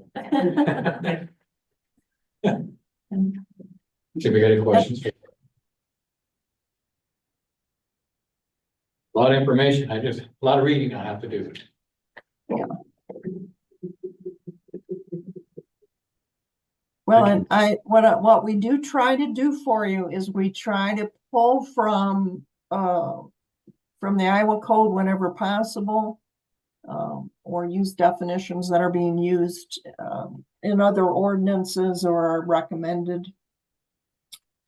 But that doesn't mean we can't improve on what we have here. So it's a big increase in the definitions. I think there's like about 60 now, and we have more than that, obviously. But I also, again, encourage you, if you think that you'd like an illustration or a photograph or something for anything in the definition section, especially, we're happy to accommodate that. Again, you have time to look at this. This is not something that's carved in stone. It's absolutely, what you want it to be is what we're here to help get you to. So. And with that, if there aren't any questions, I want to thank you for your time after a long and spirited discussion. Data mining. Thank you, Laura. Thank you. You're welcome, and thank you for your service. Well, Appreciate it. Bye now. Have a good evening. Bye, Laura. Thanks. Bye.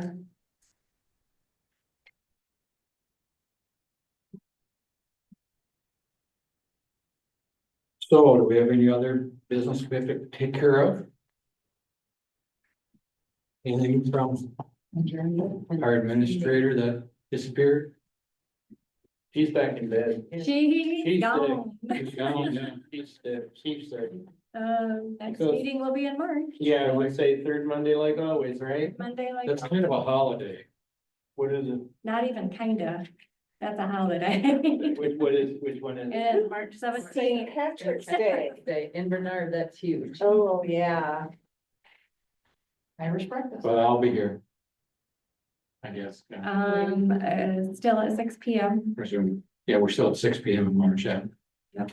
The other thing I'd like, We other could thing I'd move like to it bring up. because it won't be. You could move it.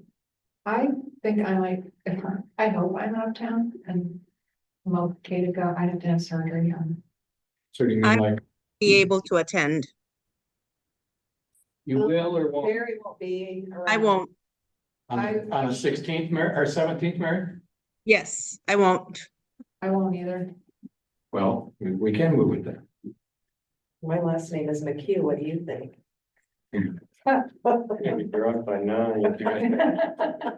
I don't do it anymore, to tell you the truth.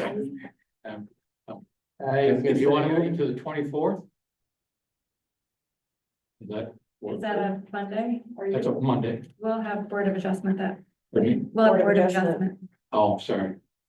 What works on the other day of the week work? I'll be gone all that week. Mary, are you gone all that week also? Yes, I am. So the week of the 24th, are you back? Yes. You're okay for the 24th? Yeah, I was in Des Moines for part of the day, but I should be. No, when I, not on the 24th. Oh, that week of, yeah. If we did the 25th? It's Tuesday work for you guys? Not me. I can't remember if I've got, I'm not I don't have it in my phone here. I've got a meeting. Sometime Well, that week. are we still in March? You said we're still at 6 o'clock, right? Yeah. Okay, because I have another meeting Yeah. at 5:30. But normally like in April, we We go to 7, back up to 7, yeah. So, but we can't have 3-hour meetings. No, no, we've had 4. I know, but I mean, if we're starting at 7, I know we can't. okay, so can we get it done sometime in the week of the 24th? So does it work for anything? What about the 10th? Can we move it a week earlier? Oh, does that work? Does that work for everyone? I guess.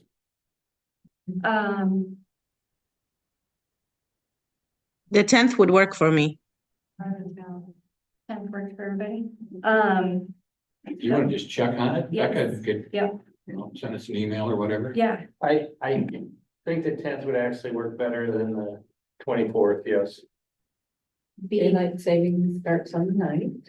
oh, yeah. It's Commonwealth Day. Yeah. Okay, we have time to get it posted. Right, Do you have yes. anything that has That's, to? that's the thing that's what you have to worry about. Because we have to have the deadline for,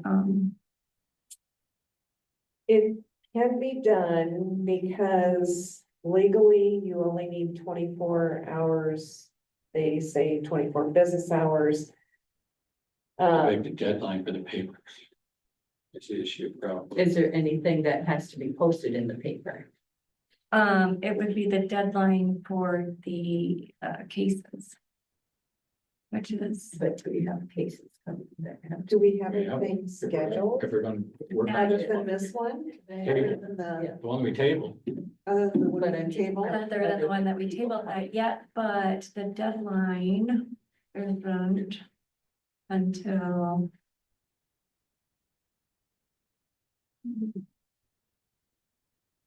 I think, We talk at that, right? No, we did a public which hearing. I think Right, that yeah, was, so that's what I mean, that it's really not, they can come and listen, but it's really not. the deadline for the March. I think it's February 20th. To get cases in. That's Would I listed not on the have website new somewhere. people coming in, or do you know of anything new coming in that we have to be discussing? Yeah.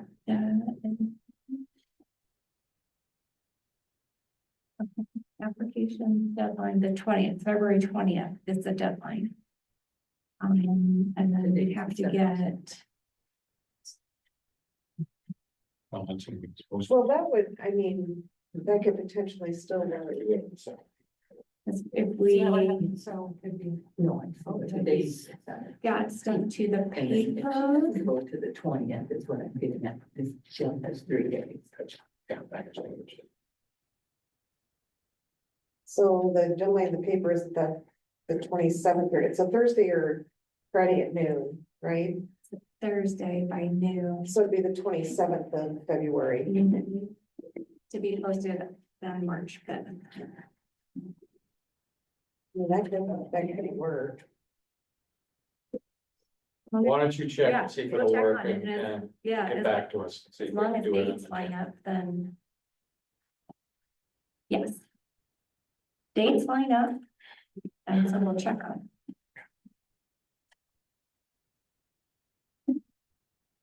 The other thing I did want to mention that, I personally want to thank John for his service.